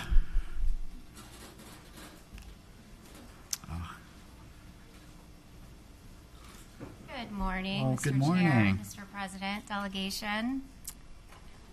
My name is Sydney Gruters. I'm the Vice President of Advancement and the Executive Director of the New College Foundation. We appreciate the opportunity to be here with you today. President Corcoran sends his regards, he is unable to attend as we currently have Governor DeSantis on campus. The president wanted me to share some overall successes of New College over the past 3 years, a period of truly transformative growth for the institution. We have achieved 3 consecutive years of record new student enrollment, with over 300 new freshmen and transfer students matriculating annually in 2023, 2024, and 2025. Our total enrollment has reached a record 918 degree-seeking students, both undergraduate and graduate. Student retention has increased by 11% year over year. We've boosted transfer enrollment by executing 17 agreements with Florida State colleges. We've successfully initiated the Logos Techne core curriculum, which emphasizes a classical liberal arts focus. We've established 2 new master's programs, Marine Mammal Science and a Master's in Educational Leadership. Between fall of 2023 and fall of 2025, the college successfully hired 52 new professors, securing top talent. Our foundation is stronger than ever, which speaks directly to our supporters' confidence in the new direction of the college. The New College Foundation endowment has grown significantly from $42 million to over $53 million. We've recorded 3 of the top 10 donations in the school's history within the last 2 years. Deferred maintenance has been reduced by 75%, with $15 million invested in vital campus enhancements. New College has taken decisive action to lead on critical issues, setting a new standard for higher education. We've launched 20 new sports teams and secured NAIA membership, transforming the student experience. New College was the first in the nation to abolish DEI office and is the only school in the nation to discontinue gender studies degrees, effectively changing the campus culture and ending indoctrination. Our growth is a commitment to excellence and being nationally recognized. We invite you all on campus November 19th for the grand opening of the Freedom Lincoln Diaz Balart Park. Thank you for your time. Thank you. Thank you. Appreciate it. University of South Florida.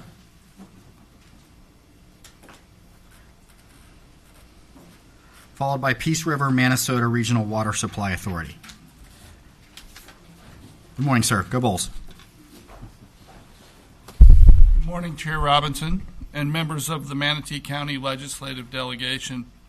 My name is Brett Kemker. I'm the Interim Regional Chancellor for the University of South Florida, Sarasota, Manatee. On behalf of President Rhea Law and our Board of Trustees, I want to thank you all for your continued support of USF. You probably read recently that our Presidential Search Committee announced that they have selected one finalist to be the next president of USF, Dr. Moez Lamayam.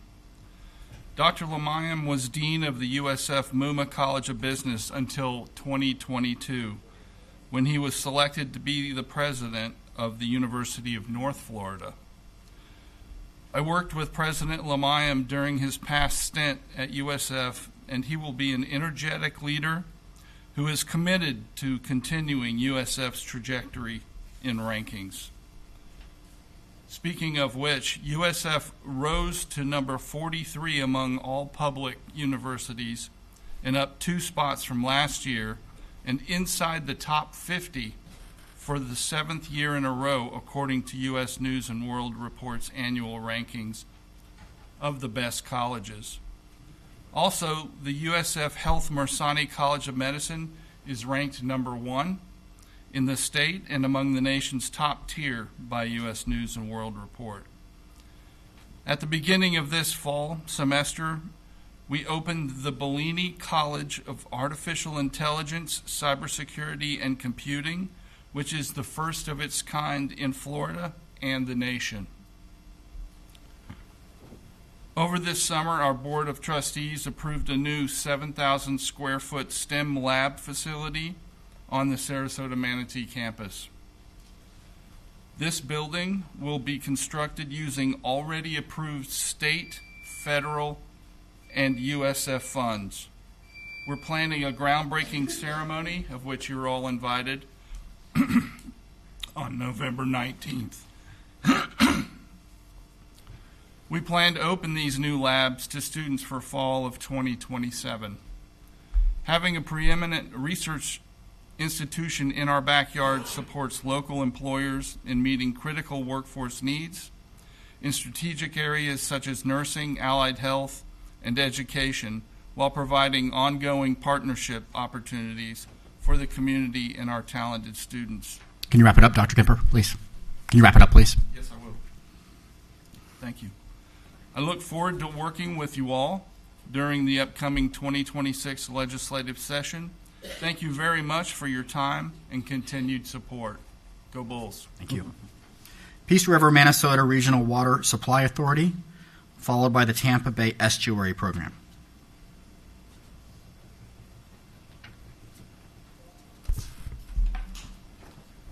Good morning, Mr. Chair, Good morning. delegation members. I'm Richard Anderson. I'm with the Peace River, Minnesota Regional Water Supply Authority. It's a pleasure to be here this morning. I want to first thank you for your service. Senator Boyd, congratulations on your designation again. Just want to take a few minutes to talk to you about what I feel is our most important resource, and that's a safe, resilient drinking water supply. As you all have heard in the past, the authority supplies about 30 million gallons of drinking water to the region, which is about 40% of the drinking water supply to this four-county area. 2 minutes isn't a lot of time, so I'm not going to get into the details of our legislative request today, but I would like to give you a quick update on the status of our regional projects that you have been supporting and kind of tell you how we are investing your funds back into this community. We have 2 large diameter transmission pipelines totaling about 20 miles. Since we met last in February at the previous delegation meeting, our 3C pipeline was commissioned in June and is now serving water to the northern Sarasota area, Lakewood Ranch area, Fruitville Road, and Lakewood Ranch area. Our 2B pipeline, which serves Charlotte County and southern Sarasota County, which is Welland Park and the city of Northport, is about 60% complete with 7 miles of pipe in the ground. Our water supply projects are on schedule. The designs are complete, and we're about to start construction in January of a 9 billion gallon reservoir and 24 million gallons of treatment. Working through permitting, which is always a challenge, and our goal is to get these projects operational by 2028. So again, I just want to thank you for your support over the years. Your help has been invaluable in keeping these projects on track, making them a reality. They support growth and directly benefit the citizens of the region. I have some leave-behinds I left at the desk. If you have trouble sleeping, these do work. So take a chance to look at it. I'd be happy to answer any questions. Any questions? Thank you, sir. Appreciate it. Thank you very much. Tampa Bay Estuary Program, followed by Alzheimer's Association. Good morning, and I'm so sorry you've had to see me so many times, Representative, but thank you for allowing us some time to speak. Tampa Bay Estuary Program is a special political district of Florida that covers the whole region, including a large part of Manatee County. You have a digital version of our State of the Bay, which I've already emailed to y'all, but I'm also going to follow up by mailing that to you, as well as some information on some of our granting programs. The highlights are we need investment in infrastructure that's really aging in Florida, and we need to address extreme impacts from extreme weather. But the one thing I wanted to mention to y'all today is we're here to ask for your help with Florida Department of Transportation. We have a once-in-a-lifetime opportunity for some of these major infrastructure projects that are coming up, that we're planning for now, that are be happening in the next 10 and 20 years. We need to make sure that environmental protection is one of the top priorities for considerations for those projects. Currently, congestion obviously important, cost obviously important, other aspects as well. But we need to make sure that, for instance, causeways provide enough openings for tidal circulation to create a healthier water quality environment in Tampa Bay. So that's one of the primary issues we need your assistance with at this point. I'm happy to set up a meeting with y'all individually, with our executive director, to talk more about that and how that might work moving forward. So thank you for your time. Thank you. Yeah. Alzheimer's Association, I see Doug and Michelle Hall, followed by NAMI, Sarasota, and Manatee. Good morning, Mr. Chairman, distinguished members of the board. Thanks for having us this morning. We appreciate the opportunity to address you today. I am one of the many faces of Alzheimer's. My name is Doug Hall. I'm a caregiver for my wife, Michelle. Michelle, as you know, was general counsel for the Manatee County Sheriff's Office for about 10 years, and then she experienced some symptoms and was diagnosed with early onset Alzheimer's disease in 2020 at the age of 53. I know many of you have been touched by the realities of Alzheimer's and dementia. over 580,000 Floridians are living with Alzheimer's disease, including an estimated 13,600 here in Manatee County, which is 11.5% of our over 65 aged population. You've all been strong supporters historically of the Alzheimer's Association and disease and related efforts, and we appreciate that very much. Due to your commitment, Florida has proven to be a leader in dementia care and support. With our aging population, we have to maintain this momentum. We've made some good progress. We're proud to advocate alongside the Alzheimer's Association, and we remain optimistic as we propose our 2026 priorities. Raising awareness about what to look for and when to seek medical advice is essential. We're advocating for a $1.5 million to fund a comprehensive statewide public health awareness campaign that leverages multiple media platforms. It's time to break through the stigma surrounding this disease. We now have FDA-approved blood tests, which is a huge advance, to aid in the diagnosis and treatments that can slow the progression of Alzheimer's by reducing amyloid plaque in the brain. Yet Florida remains one of the few states that has not yet invested in a public awareness campaign, and the time to change that is now. Second, we must do more for Florida caregivers. We have over 870,000 dementia caregivers, and over 66% of these individuals in Florida are managing their chronic conditions. Dementia care navigation and respite services are critical programs that link caregivers to get desperately needed support throughout their journey. These services also work to allow the individual living with Alzheimer's or dementia to stay at home within their community. We're asking the Florida legislature to codify the Florida Alzheimer's Center for Excellence program, and we're seeking an increase in the funding of the ADI campaign. Finally, we ask the legislature to continue to support the Alzheimer's Brain Bus. This mobile outreach program travels throughout the state, providing information on brain health, warning signs, and resources. Through support and funding from the legislature, the Brain Bus has been able to travel to all 67 counties this past year. So those are our priorities. We appreciate your time and appreciate your ongoing support. You've been very supportive every year, and we thank you very much. Well, God bless you, Doug and Michelle. And it's just amazing that you're taking a terrible illness and you're using it as a platform for advocacy. And we love seeing you up in Tallahassee. It's making a difference. And I talked to the Secretary of Aging last week about codifying the very bill you talked about, Doug. And I'm hopeful that we'll get those priorities through. And it's because the advocacy like you're showing that we're accomplishing that. So thank you. Right. Thanks for your support. NAMI of Sarasota, Manatee, followed by Stand for Health Freedom.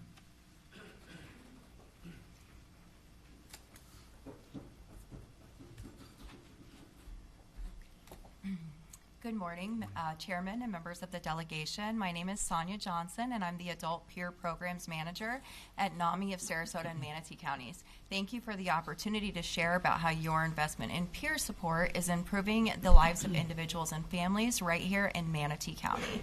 Through our peer navigation and support program and Parents for Parents, we are helping struggling families with substance misuse or mental health challenges by connecting them with peers who have similar lived experience.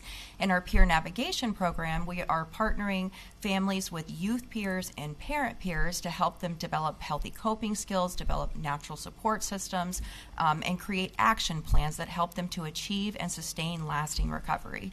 In our Parents for Parents program, we are helping parents who are navigating the child welfare system by connecting them with a parent who has lived experience navigating that system themselves. We support them during and after court hearings and other case-related meetings. We help them to develop their natural supports and create community connections, help them plan for reunification, and achieve lasting recovery. In all of our programs, we offer educational classes and support groups to show people that they're not alone and recovery is possible. And it's working. This past year, NAMI has served over 500 individuals and families, saving taxpayers an estimated $545,000. But beyond the numbers are the stories. And due to our limited time today, I'm not going to go over the stories with you, but in your handout, you will see that there's a couple of stories in there at the bottom. But the most important thing that I want to share is that these are real people that are making real progress in their life. And it's because a NAMI peer reached out to them and said, hey, you're not alone. I've been there before, and I want to walk beside you as you work on making these changes in your life. Your continued support makes this possible. So thank you so much for believing in us and standing with us as we help individuals and families here in Manatee County. Thank you for your time today. Thank you. Stand for Health Freedom, followed by Charter Communications. Good morning. Good morning. I'm Bailey Kirkendall. I'm the Operations Director and the Florida State Director for Stand for Health Freedom. I've been coming to these meetings for almost 10 years now, and we're proud of the work that we have accomplished. We have fought the removal of religious exemptions and won. We've defended parental rights year after year. We've stopped vaccine passports. Last year, we safeguarded our food and water supply by removing fluoride and banning weather modification. Florida has led with courage, conviction, and common sense. But one major issue remains and unresolved. The state still mandates vaccines for children to attend school. Medical mandates undermine informed consent. They turn a natural right into a government-granted exemption that can be revoked, which we have seen happen in other states. A no-mandates policy rests on a simple principle. Medical procedures must never be forced. No one should be required to take a vaccine, treatment, or test as a condition of work or education or participation in society, as we saw with COVID. This is not a rejection of medicine. It's a defense of the right to choose.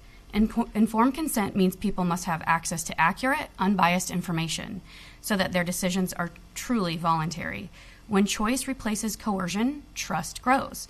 And trust is the foundation of real public health. And let me be clear about what these policies do not do.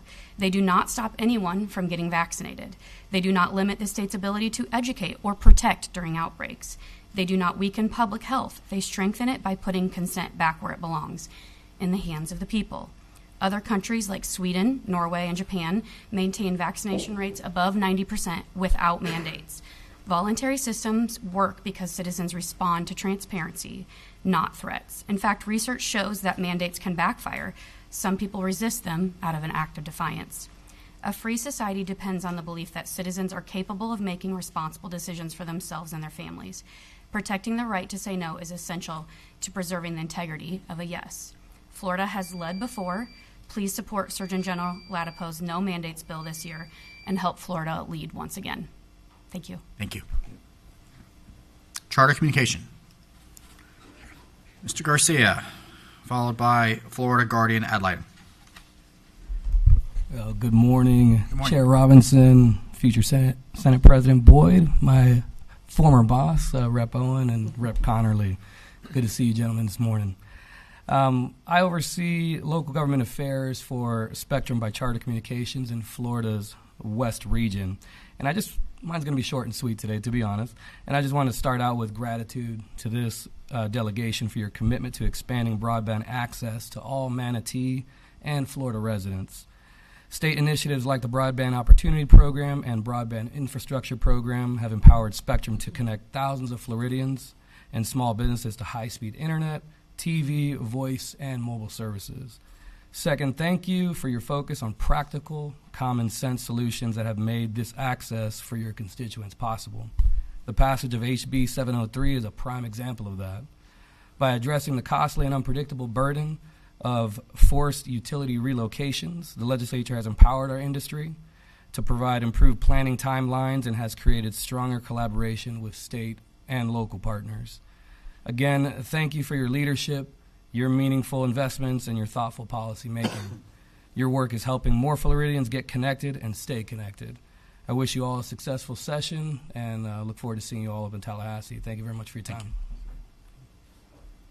Florida Guardian ad litem, followed by Big Waters Land Trust.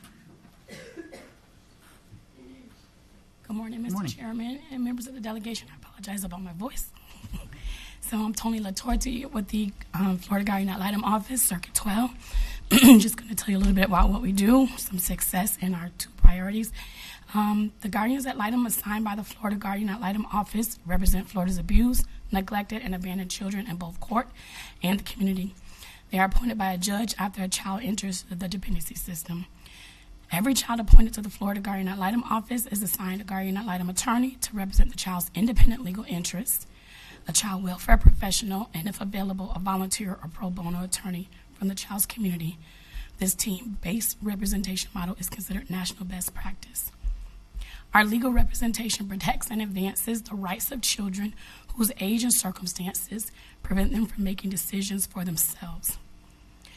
Our office is the only party in a dependency case that owes a duty of undivided loyalty to each child represented. In 2024, the statewide guardian ad litem office represented 31,622 children across Florida.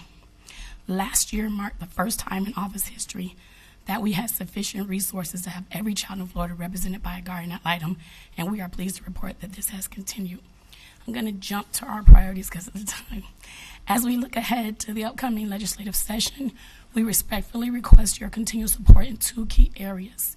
While we are grateful for the support provided in recent sessions, we anticipate requesting salary adjustments in the upcoming budget. Our staff salaries have not kept pace with those at comparable state agencies, and we are increasingly challenged by staff being recruited elsewhere. We are doing everything possible to retain experienced, mission-driven professionals and continue delivering high-quality legal representation to Florida's children. We also seek increased budget authority to allow our office to draw down additional federal Title IV-E funds. This will help offset state costs, and ensure we are maximizing available federal resources to support our ongoing work. I thank you for your service to our community. Thank you. Big Waters Land Trust.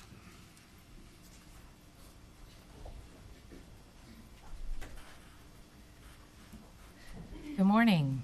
Thank you for the opportunity to speak to you about the importance of protecting Florida's land and water for the benefit of people and nature, and for your past support of the Land Acquisition Trust Fund. Funding through Florida Forever and the Rural and Family Lands Protection Program has truly benefited our region, and because of time, I'm going to get straight to the point. For 2026, we respectfully ask that $300 million from the Land Acquisition Trust Fund be appropriated to Florida Forever, Florida Communities Trust, and the Rural and Family Lands Protection Program. Our way of life depends upon it. The impacts of Hurricanes Debbie, Helene, and Milton remind us why conservation is crucial. Protected rural lands absorbed floodwaters, while mangroves and natural coastal areas reduced storm surges. Though some areas sustained damage, these native habitats are resilient and will recover. But we still have more work ahead. With thousands relocating to Florida each day, development is quickly growing, which is a laugh. It's exceedingly fast. We need to be strategic about where we build, ensuring people's safety and protecting lands identified through Florida Forever, our state's leading conservation and recreation program. It safeguards water resources, boosts coastal resilience, preserves cultural sites, increases recreational areas, and restores natural lands. Collaborations with local governments and nonprofits like Big Waters help extend state funds and cut management costs. In Manatee County, many properties remain on or are proposed for the Florida Forever acquisition list. Protecting these areas will safeguard our waters, provide outdoor recreation, and strengthen local communities. Big Waters Land Trusts and our supporters urge you to continue funding conservation at priority levels. These lands drive Florida economy, protect our drinking water, reduce flooding, and sustain our farms and ranches. Thank you. Thank you for what you do, and please pass along to Ms. Johnson will. Our sincere thanks. I have a personal connection to your organization. You were called the Conservation Foundation at one point, so you have a name change. Folks out there may not know it. And you help facilitate the acquisition and preservation of some of our most sensitive environmental lands that's so necessary for future generations in our area. So thank you for all you do, and we'll see what we can do. Thank you for your support. Thank you. I think we've already heard from at least Mayor Schneier from the Manatee League of Cities. Or Minnesota League of Cities? Was there anyone else here speaking on their behalf? I think we kind of heard quickly from their priorities, but we'll certainly follow up on those. Operation Warrior Resolution. Kendra Simpkins, welcome. Hi, good morning, Chairman, Morning. Delegation. I'm Kendra Simpkins, the CEO and founder of Operation Warrior Resolution, or OWR. We're a leading mental health provider for veterans in Manatee County.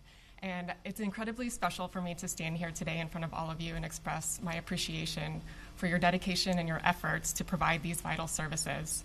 We're on track to serve 400 this year, and with our new facility, now in Representative Connerly's district, we're going to double programming next year. And I'm incredibly grateful to you, Senator Boyd, and Representative Robinson, Chairman Robinson, for providing that opportunity. Our workforce program has been incredibly successful. We're providing mental health support before they go into workforce training, ensuring successful employment, and that's thanks to you, Representative Owens. And today I have Donald Payton here. He's a U.S. Army veteran that came to us through the Manatee County Vet Court, and he's one of the veterans that you've helped us serve. So on September 13th, 2023, I was arrested. I was homeless. I lived in a tent. Manatee County Sheriff's Office pulled me out of the woods. December of 23, I got into drug court where I met them. And April of 2025, I got my Class A CDL. And through the job that I have, I now make over $100,000 a year. I could not have done it without their help and the support and the funding that they get. It's been absolutely amazing. My quality of life is, I mean, I can't even explain to you how thankful I am for organizations like this. And that's why I'm here today.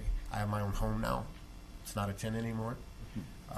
And I'm just so grateful. And I just want to say thank you for everybody, to everybody, for doing what you do. Absolutely. Right. Senator Boyd. I can share with you these stories of the veterans and what their experience is and what you help us do. But coming here and hearing it from Donald, I think you hopefully will truly understand the impact of what you're helping us do. Yeah, thank you, Chair. I was just going to simply say, Donald, congratulations. That is a phenomenal story. And thanks to your organization, more stories like that we'll hear year after year. So proud of you and you being willing to take the tough steps to do what you've done and what you're accomplishing is just incredible. So kudos to you and certainly kudos to your organization. I know I can speak on behalf of everybody. We're certainly happy to support great efforts like that because it changes lives and that's what matters. Absolutely. Thank you both. God bless. Step Up for Students, followed by Manatee Habitat for Humanity. Good morning. Good morning. My name is Leslie Coker, and I live in Palmetto in Senator Boyd and Representative Robinson's district. I'm here today to tell you about my family's education choice journey. My husband and I have two school-age children, Paul and Kai. Both Paul and Kai have radically different unique abilities. Kai has autism and PTSD from his time in foster care, and Paul has ADHD, anxiety, and dyslexia. Where one thrives, the other struggles. I'm grateful to be a stay-at-home mom, but living as a single-income household hasn't always been easy. Fortunately, we discovered the Step Up for Students scholarship for unique abilities. The financial help from the scholarship allowed us to pursue the educational opportunities for our children we otherwise wouldn't have been able to afford. Kai goes to a small private hybrid school 3 days a week, and we homeschool him the other 2. It is a perfect fit for him, and because we have scholarship money left over after tuition, we put it back into the local community at other educational providers. Kai loves participating in plays at the Manatee Performing Arts Center. He also plays basketball and flag football. He is always reading a book and often listening to an educational podcast. His hunger for learning knows no end. Kai wants to be a zoologist when he grows up and work at a zoo as an animal keeper. Paul attended the same school as Kai for pre-K and kindergarten. He struggled both academically and emotionally. His mind raced with creative ideas, constantly sketching pictures over his worksheets. When he finally was able to pay attention, his dyslexia created a new challenge for him. He came home defeated and exhausted. Learning is a natural desire within every child, but we were watching Paul's quickly fade away. We decided to bring him home and homeschool him full-time. This is our second year homeschooling him. We have found the perfect tutor trained in dyslexia that comes to our home twice a week. We are able to purchase curriculum and can afford in-home classroom items that help with his sensory needs. He draws for hours each day and enjoys taking art class at the Art Center of Manatee. He loves a good chapter book, and you're bound to find him in our sandbox creating intricate castles. Our family story is the definition of unique. We have seen Paul's love for learning returned. We use the Unique Ability Scholarship in 2 unique ways. However, their neurodivergence is not uncommon. The IEP system in traditional public schools is too overrun. In reality, there is very little individual attention to these individual education plans, leaving the teachers burnt out and the children in detention. I want to thank you all here today for supporting education choice and families like mine. We are living proof that education choice is working in Florida. When we invest in our children's potential, it changes lives. Please keep fighting for our kids in this community. Thank you for your time today. Thank you so much for your testimony, and we're almost running out of things to do in Florida with school choice. We've done so much, and that's frankly some of the stuff that I'm the most proud of that we've done in the legislature. We passed an enormous universal school choice bill a couple years ago to empower parents and children that know what's best for them, what direction. I mean, I'm a product of traditional Manatee County school. That was best for me, but may not be best for you or your kids or other parents out there. So we'll keep fighting, but certainly let us know any ideas out there that we can do to improve our system as we move forward. I will. Thank So you. far, it's amazing. Like you're saying, you've made so many changes, and we're so grateful for everything we've been able to do with the scholarship. So thank you. Great. Thank you. Manatee County Habitat for Humanity, followed by Pace Center for Girls. Manatee. Good morning. Good morning. Thank you for all you do for us. I'm going to tell you a story this morning. Imagine a smart star athlete. She's a lifelong Manatee County resident. A high school sports injury not only sidelined her, but unfortunately sent her down the path of, guess what, opioid addiction and everything that goes with it. As she was leaving an abusive relationship, she discovered she was pregnant. The challenges continued: substance abuse, legal trouble, and eventually the heartbreaking separation from her daughter, who was put into foster care. Determined to reclaim her life and reunite with her daughter, she entered rehab and a 2-year program that included housing for women.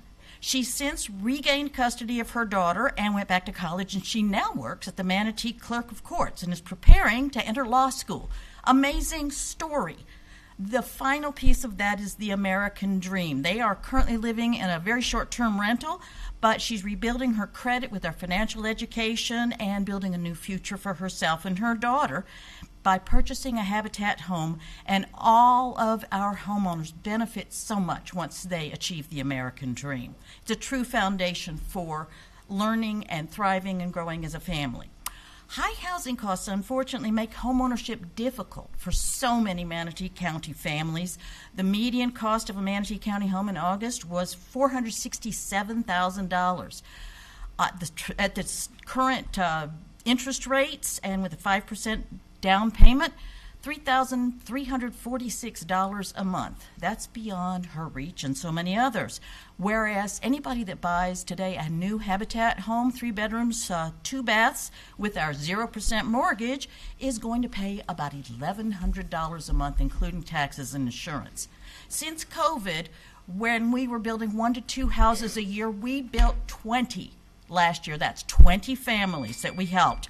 We hope that you will consider supporting an appropriation for us so that we can put more families in the best solution for any family, and that's a family-owned home.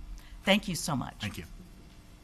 Pace Center for Girls, Manatee, followed by Aging and Disability Resource Center.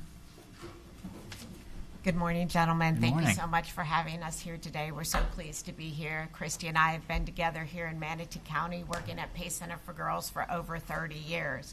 We're so excited for the continued support that you all give to us through our DJJ allocation, as well as school board funding, and for meeting with our girls at Pace Day at the Capitol. It is one of the highlights of the year.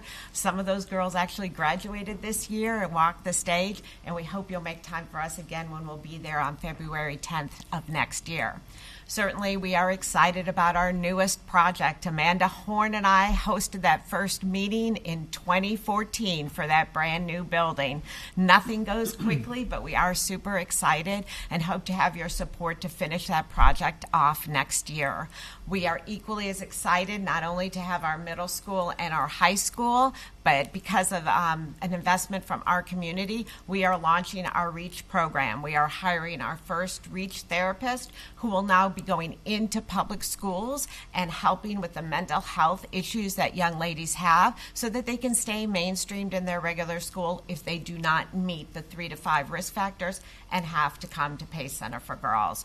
We are really excited about that opportunity and also want to remind you that this community is so supportive Florida PACE, in addition to our contracts with the Department of Juvenile Justice and our school board, we together raise over $800,000 annually in this community. That just speaks to the support that we have in our community, and we're so grateful for that. Great. Thank you so much for all you do, and Thank you for coming this morning. Aging and Disability Resource Center, followed by 1,000 Friends of Florida.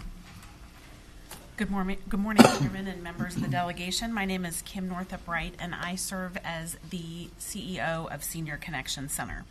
We are one of 11 area agencies on aging in Florida, established by Florida Statute 430 and operating under the Department of Elder Affairs. Nice to hear that you met with Secretary Branham. Thank you for having that conversation. We serve 5 counties: Hillsborough, Highlands, Hardee, Polk, and Manatee. We coordinate, plan, and provide home and community-based services to seniors, adults with disabilities, and their caregivers. In 2024, Senior Connection Center and our network of providers provided over 1,229,000 home-delivered or congregate meals. We provided 130,356 hours of homemaking services, completed 39,952 rides to medical and other important appointments, provided 83,000 hours of personal care services, and our team took over 146,000 calls through the Elder Helpline. There are 3 key legislative priorities that the Department of Elder Affairs has identified and on which we seek your support. 1, an increase of $4 million in funding for home and community-based services, so 497 seniors on the statewide wait list can get enrolled in one of these programs. Manatee currently has 203 people on that wait list. Support an increase of $3 million in funding for the Alzheimer's Disease Initiative that specifically helps seniors living with dementia. This funding would allow us to serve approximately 200 more people on the statewide wait list. Manatee currently has 328 people on this wait list. Support an increase of $3.5 million in funding for unpaid family caregivers. This would allow us to serve approximately 1,300 more people on this wait list. Manatee has 793. These programs are cost-effective because they delay institutional care, which costs the state over $111,000 per person per year, while these programs provided by the AAAs cost an average of $6,700 per person per year. Thank you for your ongoing support of seniors in Florida. Thank you. Thank you so much. 1,000 Friends of Florida, followed by Dorothy Rappaport. Good morning, Chairman and Commissioners. My name is Haley, I'm not in the County Commission. Members of the Manatee Legislative Delegation, good to see you all. My name is Haley Bush. I'm Outreach Communications Director for 1,000 Friends of Florida. We are a nonpartisan statewide smart growth organization advocating for environmental protection and sound community planning. You've already heard today about home rule. I'm here to address Senate Bill 180 and want to focus on how, in addition to breaching home rule authority, sections 18 and 28 specifically undermine every other local priority that Floridians and Manatee County residents care about. So we're talking when a region like Manatee is growing so fast, when communities need to tackle flooding, drainage, align new development with existing infrastructure capacity, improve roadway safety, or plan for their housing needs. They do it through updates to their comprehensive plan and land development codes. Those sections 18 and 28 freeze those updates for 3 years or more and invite lawsuits over anything deemed more restrictive or burdensome, which is quite vague language. This isn't a fight about whether to rebuild after storms. I agree with what was said earlier. The bill overwhelmingly is a good one. It's those problems with sections 18 and 28 that block the ordinary maintenance of the rules that keep growth predictable, protect property from avoidable flooding, and reduce taxpayer exposure to infrastructure and litigation costs.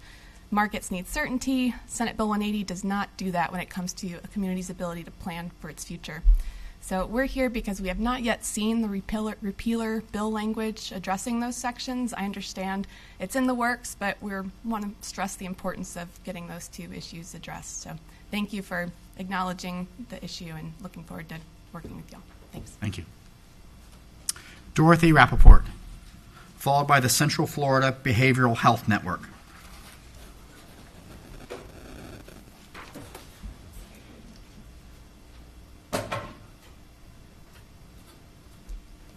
Good morning, and thank you for the opportunity to speak. My name is Dorothy Rappaport, and I am the parent of an 18-year-old son with autism spectrum disorder, Tourette syndrome, a mood disorder, and an intellectual disability. He has significant behavioral support needs. I'm here today to express my strong support for preserving the iBudget waiver and for keeping my son's waiver support coordinator. Not as a matter of convenience, but as a matter of safety, stability, and quality of life. A waiver support coordinator is more than a case manager on paper. For our family, she is the person who knows my son's behaviors, his strengths, his level of needs. She fights for timely authorizations and makes sure his group home, day program, and behavioral supports actually are following his person-centered plan. When a crisis happens, and they happen often,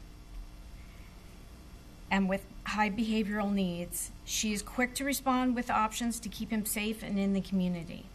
Without her guidance and coordination, my son could easily fall through the cracks of a complex system.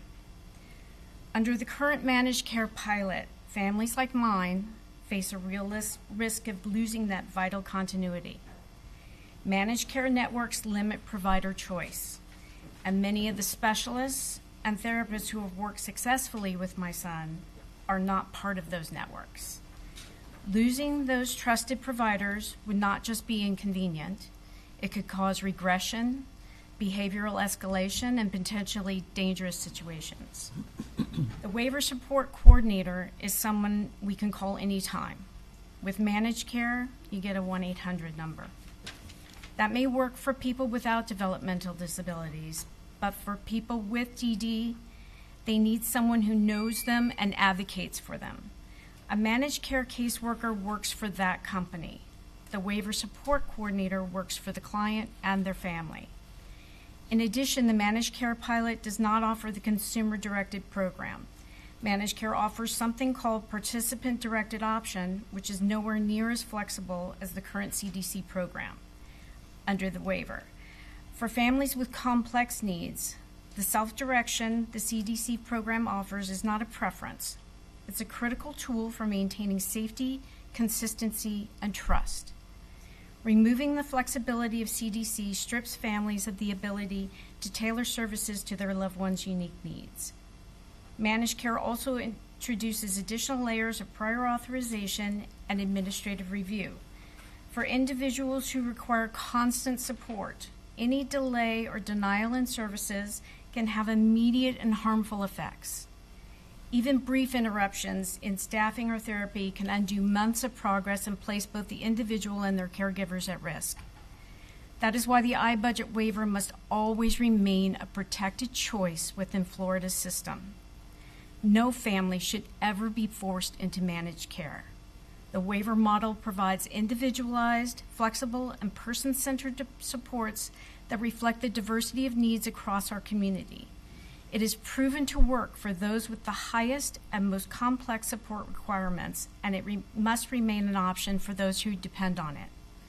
In closing, I ask that you not only preserve the iBudget waiver to ensure that every family continues to have access to dedicated waiver support coordination, true provider choice, and participant-directed services, but that you support it as a viable option.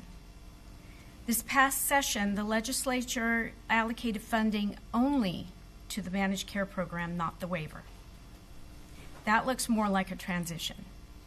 The waiver needs to be a viable option. It is what the families have been advocating for, it is what we want, and it is what we need. Thank you for your time and your commitment to protecting our most vulnerable citizens. Thank you for your testimony. My office, and let me speak for all of us here, we've gotten a lot of calls about this. And the pilot program was passed last year. It covers our county and a few others around us. And it is definitely, my position is the same as yours. We need to keep the system optional, and you can stay with who you want, and your son can keep on the path that works best for him. And if there's any situation where you believe or you're being treated that you're being forced into managed care, please contact one of our offices. Give me a call. This issue is important to the Speaker of the House, and I will certainly talk to him personally about it. So please reach out to me and get my contact information for my legislative aide over there if you ever have any issues. Thank you Okay. very much. Thank you.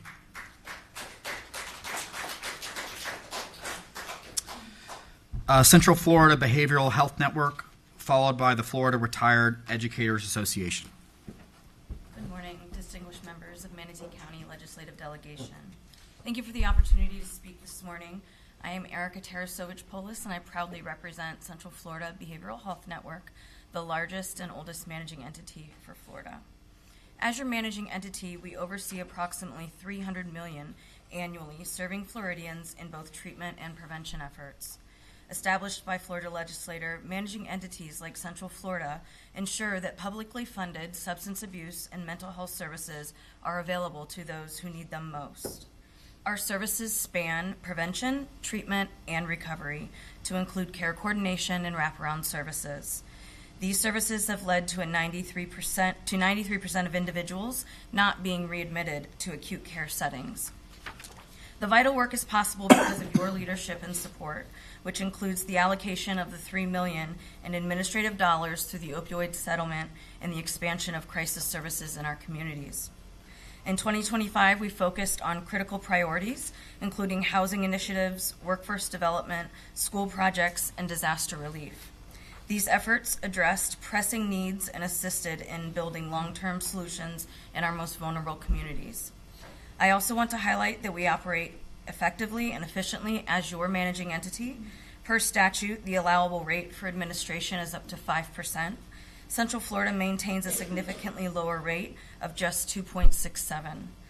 This rate demonstrates our commitment to being the best value for Florida taxpayers while ensuring the safety and integrity of these essential services in our communities. Collaboration is at the heart of what we do. Across our extensive network of public providers and stakeholders, we work to meet the needs of Florida citizens and maximize limited resources each day. Thank you for your time, your partnership, and your unwavering dedication to improve the well-being of all Floridians. Thank you for your time. Florida Retired Educators Association, followed by Manatee Patriots Tea Party Manatee. Good morning. My name is Susan Darabek. I'm with Retired Educators Association. I know I've met with several of you in Tallahassee before. Our concern, the Florida Retired Educators' main priority this year is the COLA, the cost of living adjustment. Right now, in fact, since 2011, people in the FRS system have not been collecting a COLA on their retirement, and so they will finish their lives with whatever they retire with. The average retirement in the state of Florida for an FRS employee is only $25,000.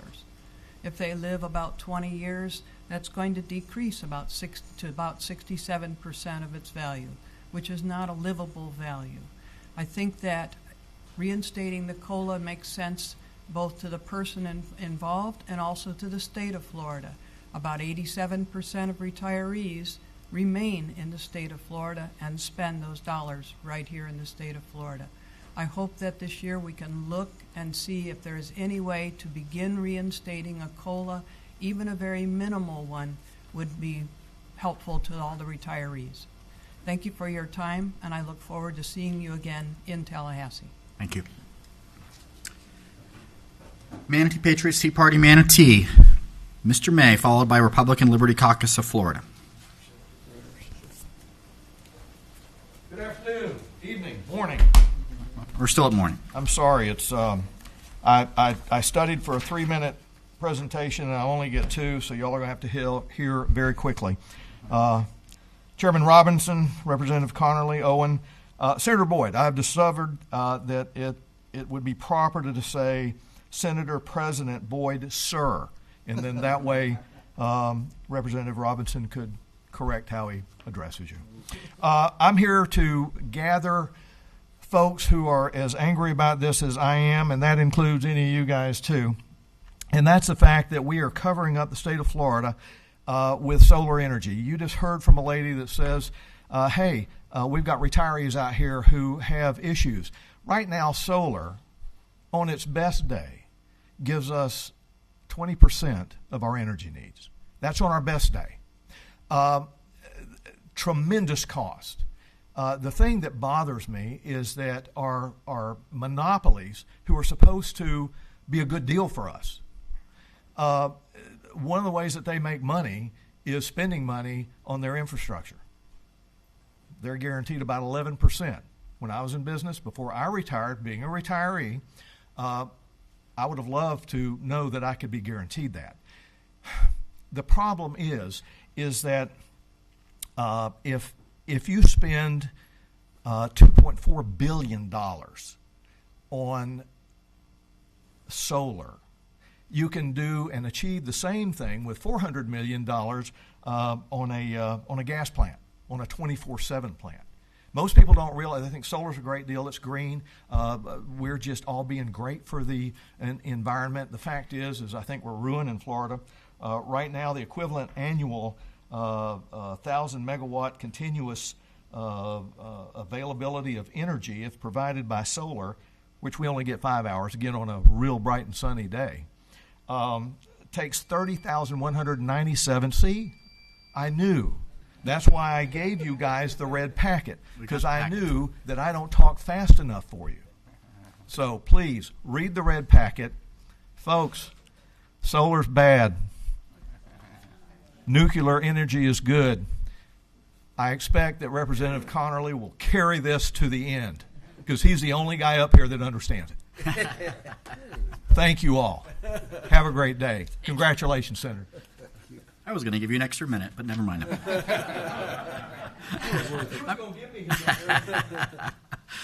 Mr. Wright, good morning, and followed by I'm prepared to talk for 2 hours, but I'll talk 2 minutes.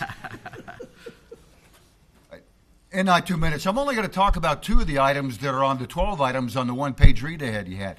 The most important thing you have is what you have in front of all of you, which is this handout. This is your homework to take a look at this. This is a predecessor to our lobby days, the third week in January, which we do every year. We'll be with you. My responsibility is to get in contact with your offices and with your peers to the south of here to set up time with you. The state will be contacting you in your new role to try to get some time with you, Senator Boyd. We'll try to do that. So there's only 2 things, and these 2 things are 2 bills. We have had folks up in Tallahassee now, and then when Bob White returns from Jamaica doing missionary duty down there in a week, he will be taking us back up in Tallahassee, these 2 bills. We're still looking for sponsors. What we're asking is for you to either co-sponsor or should the time come, to vote for these bills. The first bill, and I'll just stick to the pertinent language.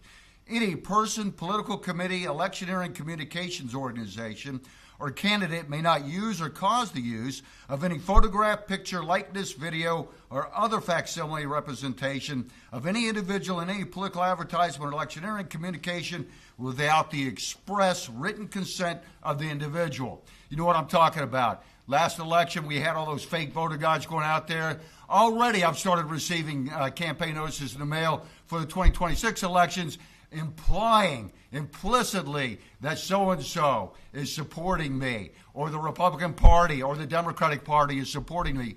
That is an implicit lie, and we need to put an end to that. So that's the first of the 2 bills. The second one is one that we have championed for over a decade now. We came close last session, but we couldn't take the next step, which is going to take the most courage to do this. We have got to stop the legal laundering of campaign cash. And what do we mean? The transfer of money from one PAC to another. That is one of the key things there. And then in closing, I'm going to take up one thing, the SB 180. I step away from calling it home rule because that doesn't carry the weight of the United States Constitution. What does is this. We want you to restore the will of the people. Right now in Manatee County, our Board of County Commissions cannot do what we the people elected them to do. Why? Because of the vague language contained in SB 180. It's an easy fix. Thank you very much for promising that you will be taking it up. Thank you, Representative Connolly, for understanding the vague language and for promising for championing a legislative reform. Don't let the legislators do it. Don't wait on the governor. You do it. Thank you. Thank you.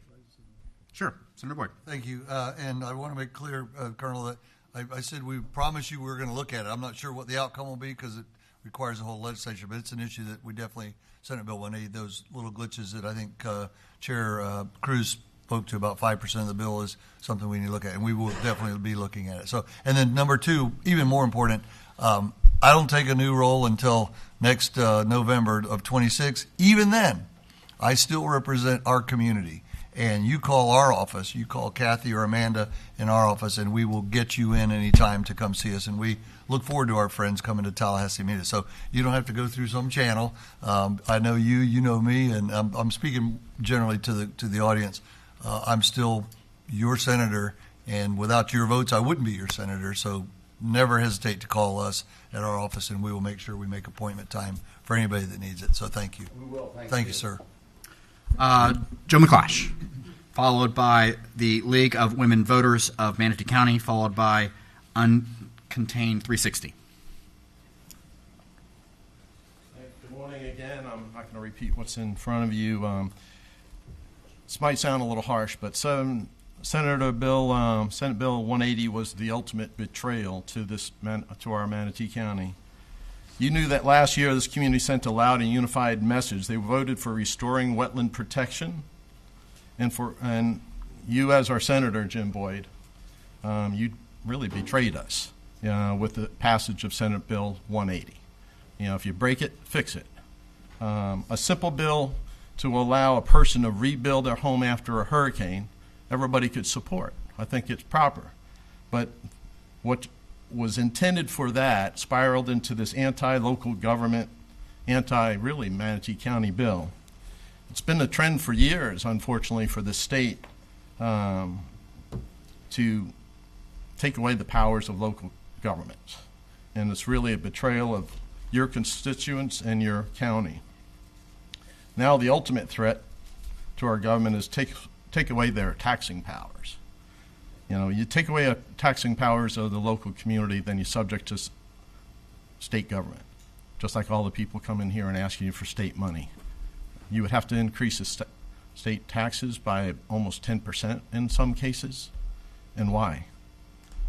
Republicans used to be for, like, the best government is closest to the people. We need to get back to that. So you need to repeal that section 18 and 28 of Senate Bill 180. When you read it, it's not fair for local governments to have to be underneath that threat. And then stop approving these bills aimed at removing local decisions. Why does the state know best? I mean, as county commissioner, you know that, we have a tough role. 22 years as a county commissioner, it's not easy. You can't see everything through the eyes of the county commissioners in cities. And I think we're on really, really dangerous territory here. But Senate Bill 180 really was a death blow to governing our local communities, in a way that's responsible for handling growth. Pass a simple bill, Senator Boyd. Yeah, before you go, I don't feel like I betrayed the community. I'm sorry you feel that way, Mr. McClash. I never once heard from you about this issue. I've been happy to talk. Let me speak. I've been happy to talk with you about it. I never once heard from you on it. I think you've heard all of us say there were some issues in Senate Bill 180 that we're going to try to fix. Your current county commission says 95% of it is acceptable. So give us a chance. Let us try to do what we said we would do. and if there's areas that we need to fix, we'll fix it. Enough said. Thank you, Senator Boyd. I appreciate those comments, but we don't know what's going to happen at the last minute in Tallahassee, and we expect you to protect us from those last-minute decisions. From what I understand, a lot of the bad stuff happened at the last minute. I don't think you intended it that way. Well, a lot of stuff happens at the last minute, good or bad, in local government as well. So we're all supposed to work together. Thank you. League of Women Voters of Manatee County.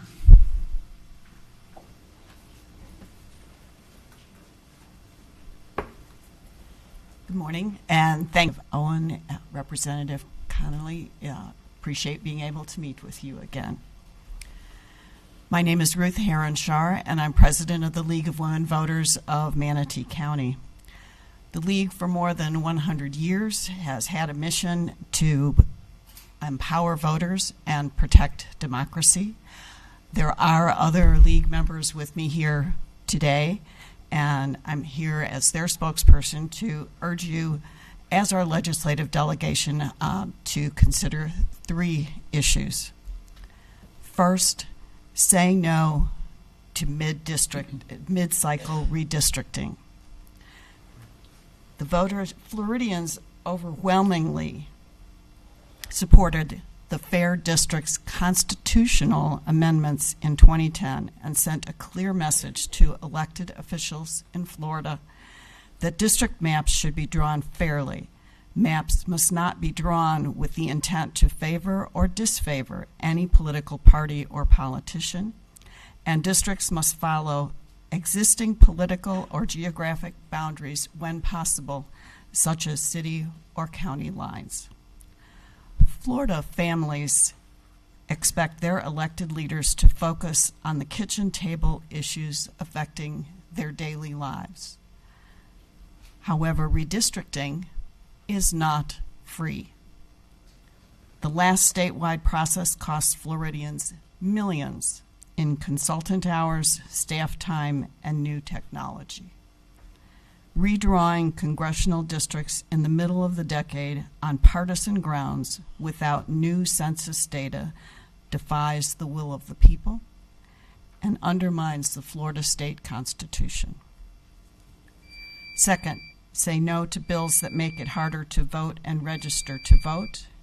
And third, say yes to fully fund elections administration. We ask legislators to ensure that the Secretary of State and local supervisor of elections have the necessary resources to run fair, secure, and efficient elections in each county.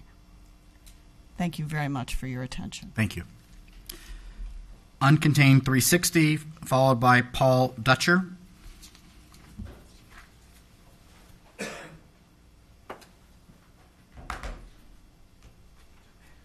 For the record, Glenn Gadfly Gibellina.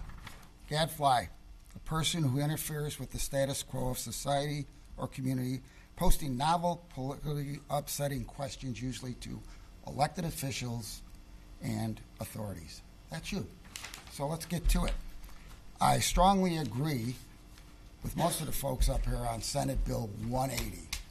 It's a disaster. You guys knew exactly what you were doing when you signed that through. That was a sweetheart deal for the developers, and we're all suffering by it. Our local officials know what's best for our county, not you guys. Let's talk about the homestead exemption. There's 7 bills up there. You guys, DeSantis hates that. You guys are trying to water it down so nothing passes. You should be ashamed of yourselves. We need one bill. Senior citizen, homestead it, no taxes. I'm 73. I've been paying real estate taxes for decades. I am homesteaded. And when you run seniors out of the county because of escalating real estate taxes, you have failed miserably at your job, and that needs to be fixed. One bill. Everybody's used to the homestead $25,000 exemption. Let's stick to it. Seaport Manatee, what a disaster. You guys want to go to a special district? Did we so soon forget about the $500,000 non-refundable loss we took by the old board that wanted to shove a $21 million project down our throats? Thank God the new board 86'd it. That's our local county commissioners should govern that board, because if DeSantis appoints them, Seaport's going to run rapid. What they want to do, bad deals, clouds in the title, contaminated land. It's terrible. Fix 180, go with one homestead bill, and don't make it a district. See, I beat you guys to it. And by the way, I do have solar. I am homesteaded. I'm at net zero, so I don't care what anyone does, with a 4-year payback. Paul Dutcher, followed by Tom Sirit. I'm sorry, I mispronounced that last name.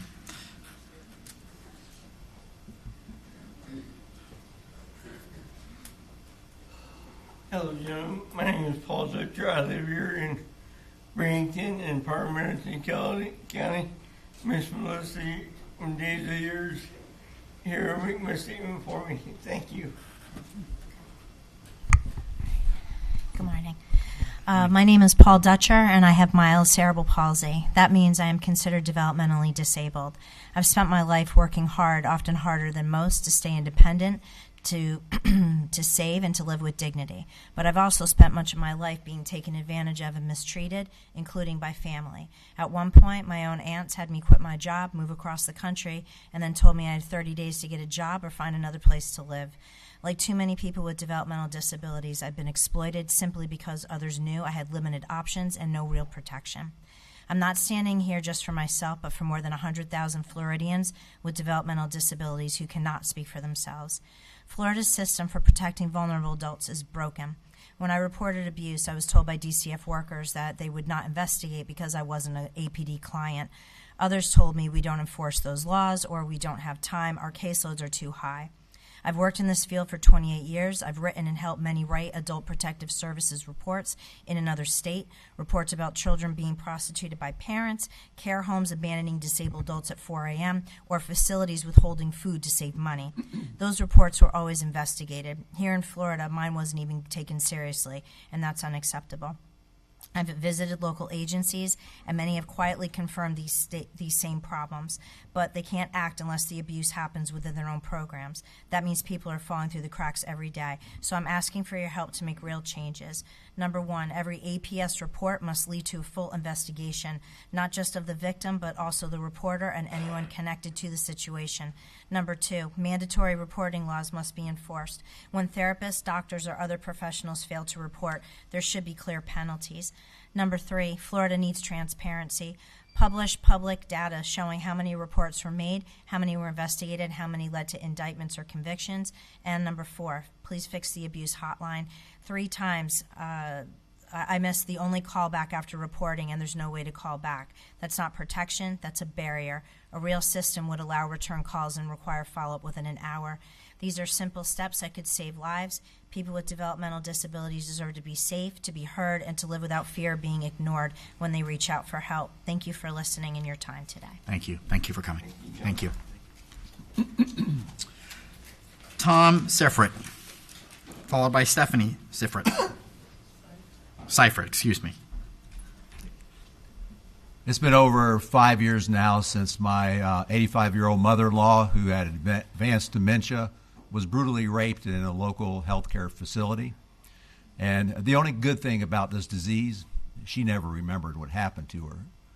But our family remembers it and lives through it every day. And, you know, we asked the facility 3 times to allow cameras. And we weren't even thinking of abuse. She was a flight risk. We wanted to make sure she was in her bed. We were denied. Detective told me that, you know, these sick people that do these kind of things look for nursing homes or healthcare facilities that specialize in dementia care and don't allow cameras. This is their dream job, guys, you know, and it's we've heard a lot of reasons from the delegates over the years we've been doing this, and some of the reasons have their merit. Privacy of the worker, privacy of the patient themselves, healthcare industry impact, insurance impact, and they all have their merits. But when you're there watching the physician examine your mother, black and blue pelvis, shaking their head in disbelief, somehow all these reasons don't matter. And I want you to imagine it's your mother. It's your wife. How many of these reasons would matter?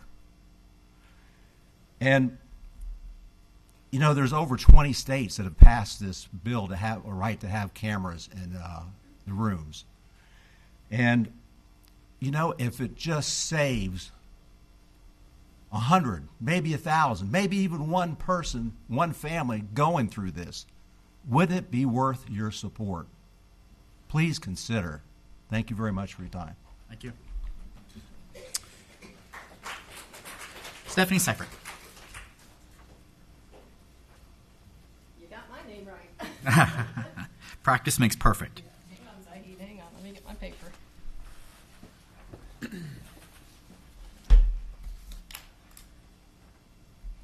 Hello. Thank you for being here. Thank you for listening to me once again. I thank you for your years of service. I've been up on Tallahassee Hill, and I've seen you at work, and I know it's a busy place, and I know you're busy up there. Thank you for the time you've spent with me in your offices. As your constituent and as a four-year advocate for vulnerable people in Florida and for all of you, I am advocating. I implore you to hear my request, my plea, now my cry, which is on behalf of thousands of vulnerable citizens who are in their difficult end-of-life journeys and cannot self-protect, self-defend, nor self-advocate. When my 85-year-old mother, who was in the advanced stages of dementia, was sexually assaulted by an employee at a facility here in Bradenton, case number 2023-528, she could not self-protect, self-defend, nor self-advocate, but the facility did.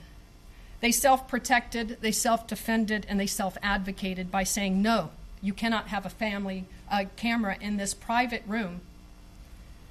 Bisu Ikli lobbies for the nursing home industry because she pitches that people can choose where they want to go.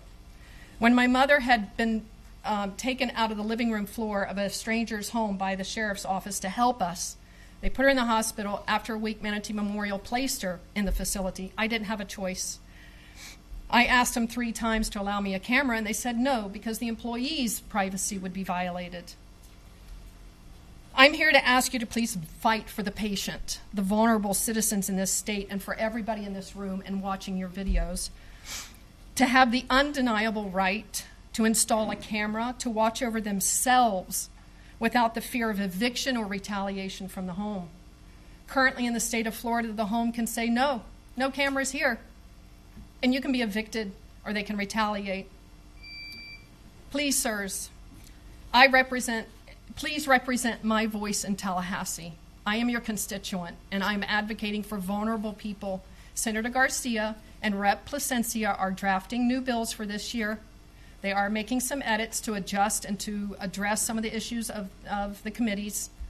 But I am asking for your personal support to advocate for us to just have a camera on ourselves, and all the issues are being addressed in the bills. But if I want to forfeit my privacy so that my family can advocate for me and protect me and watch, I deserve that right. That's my right. I pay for that place. It's my home, my apartment. As Rep. Barnaby said in the subcommittee hearing in February, he said it's their home. They live out their days there. They have the right to do what they want in that room. My mother was in a private room in isolation, and she was raped. She was held down over the footboard of her bed, and the bruises indicated such.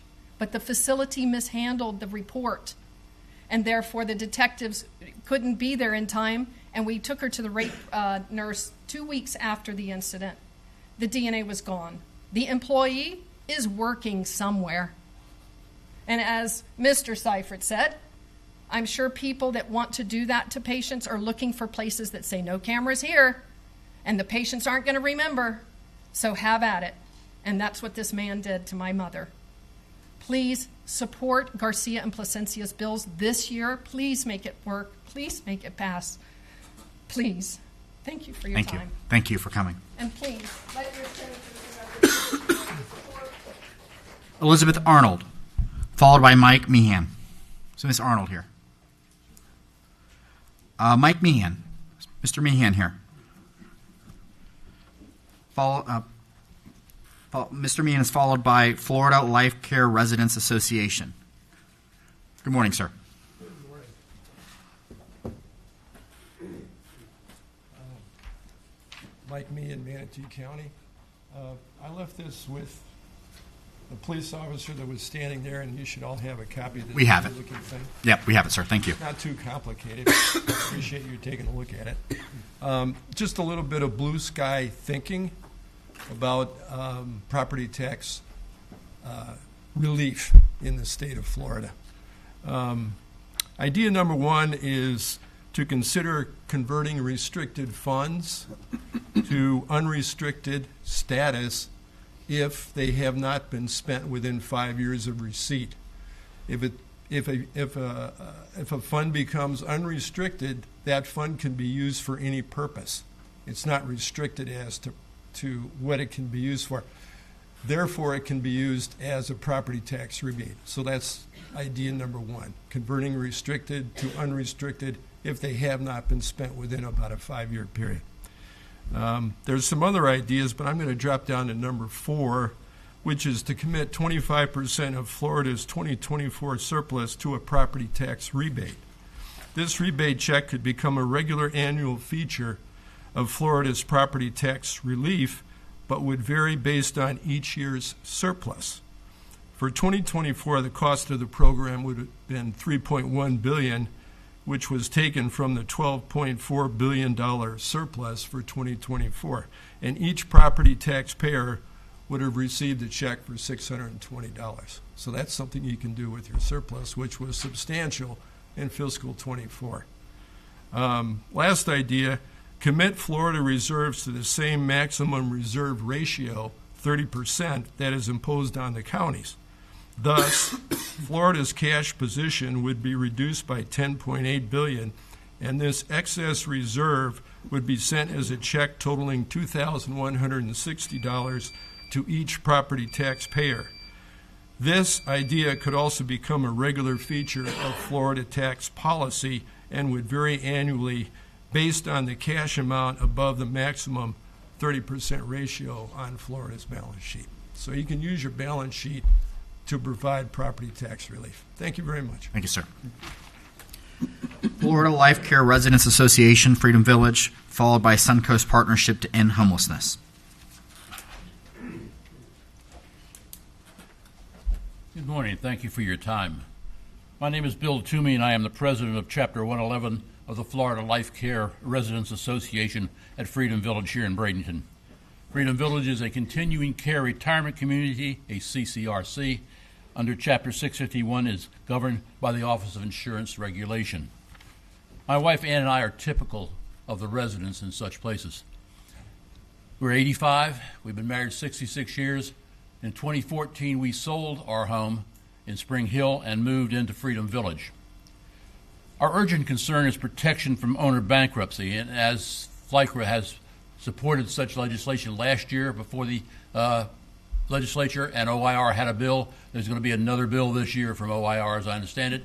And Southeast Leading Age and FLICRA are trying to hammer out something. If that doesn't work, folks, we need you to do something, because if they can't work it out together, we still need support. Residents are in their 80s and 90s, and in University Village in Tampa went bankrupt. They lost everything. They not only lost their investment, they lost their home and were put out on the street. Their self-esteem, their control of their life, their friends, their community, all of that was gone. It's not just money. It's a lifetime and a sense of you don't control your own future. Tragically, OIR saw the bankruptcy in Tampa coming but couldn't fix it. They say they lack the authority to fix it. What we're asking is that you give OIR the authority to keep these things from happening and stopping another tragedy in Florida. Thank you for your time. Thank you, sir. Suncoast Partnership to End Homelessness, followed by Lindsay Lee.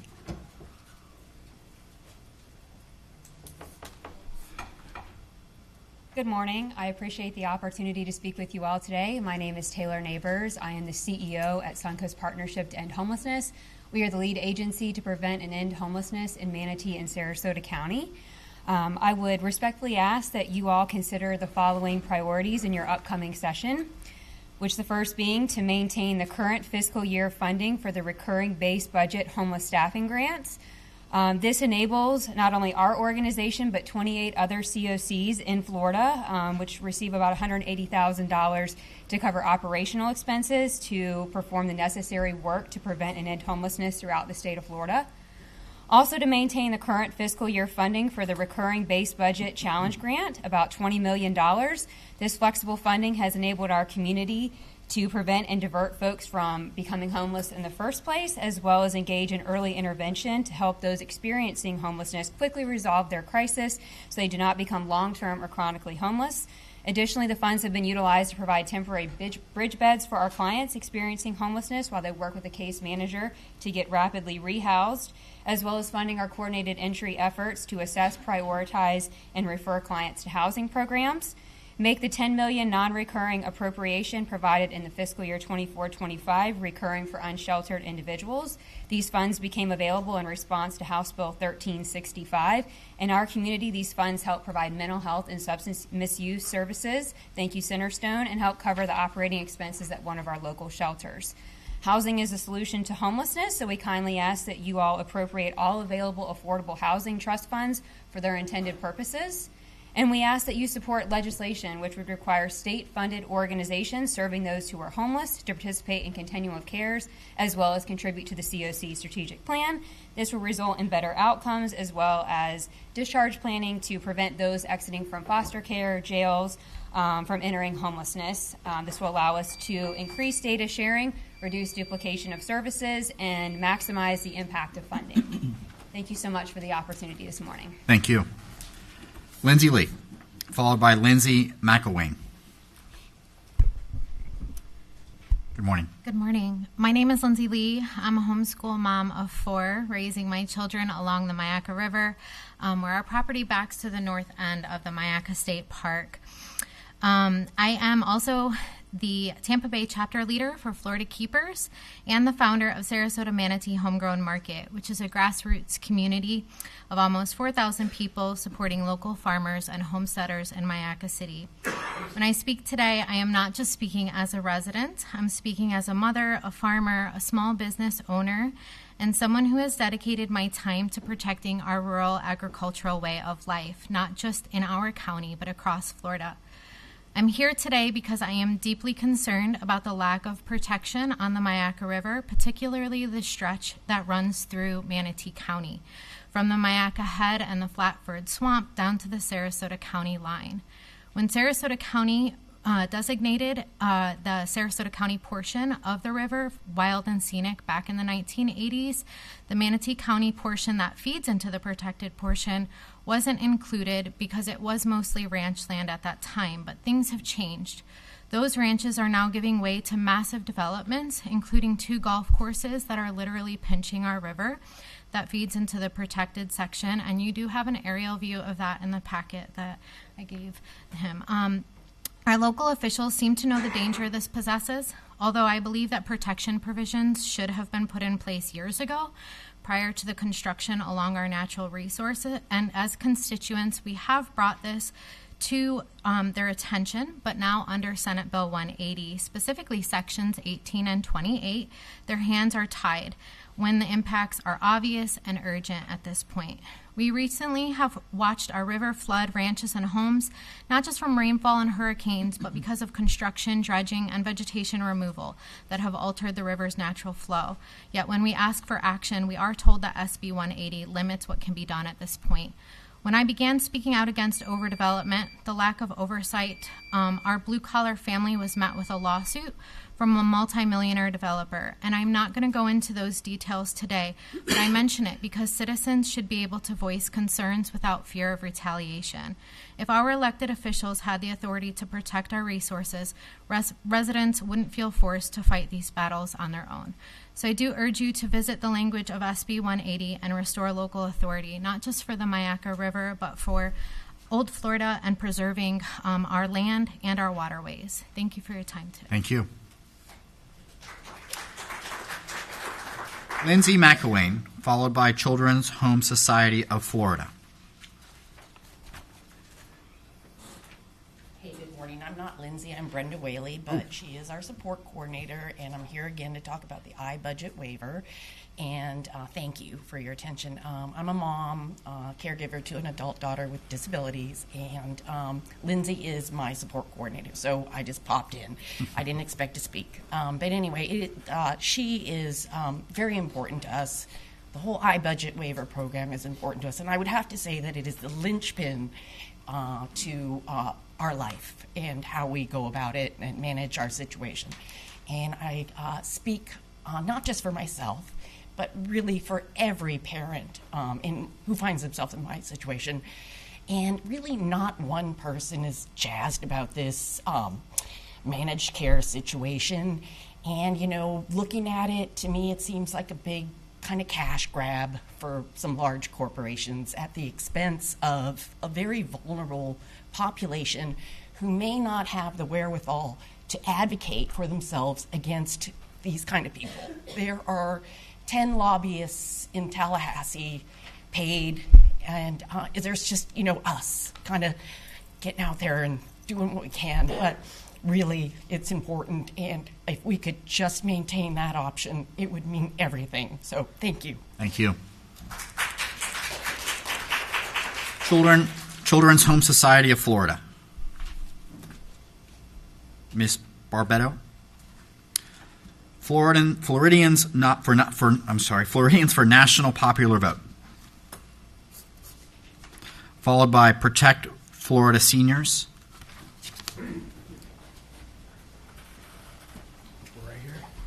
Hello, Deb Mazzaferro, National Popular Vote. I appreciate that you guys are really busy, you get 3,500 bills a year, and it's not the easiest thing to manage. For about 10 years, we've had the bills, which are interstate compacts, filed, and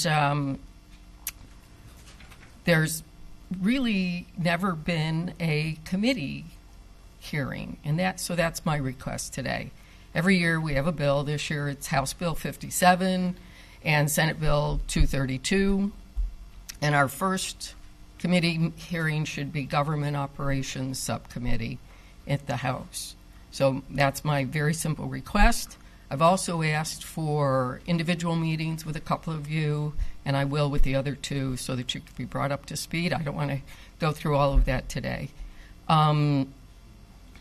Florida is no longer a swing state, so I think it's time for you guys to really look at the national popular vote and what it means. Thank you. Thank you. Marilyn Laylor, followed by Dr. Sharon Barber. Good morning. Good morning. Senators and Representatives, I am Mary Ellen Lawler, and I'm the co-founder of Protect Florida Seniors. I've provided you with a fact sheet with several of the facts about this issue. I'm asking for your support, which will allow the use of electronic video equipment in nursing homes. I anticipate that Senator Garcia is introducing a camera bill again in the next session. This is the 5th year that a camera bill will be introduced. In the past 4 years, the bill died in committee. My husband was in a nursing home for over 2 years, suffering from Parkinson's and dementia.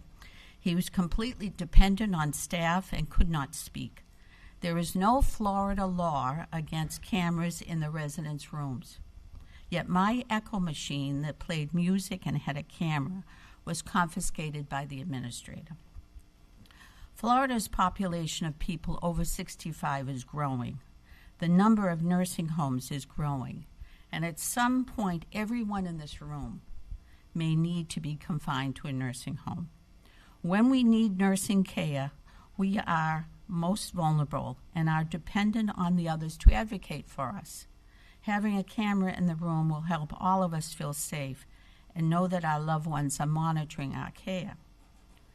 Periodically, there are news stories about a patient being abused and neglected in nursing homes. In March 2021, Janet Smith was a patient in a Sarasota nursing home. Janet was 85 and was in the advanced stages of dementia.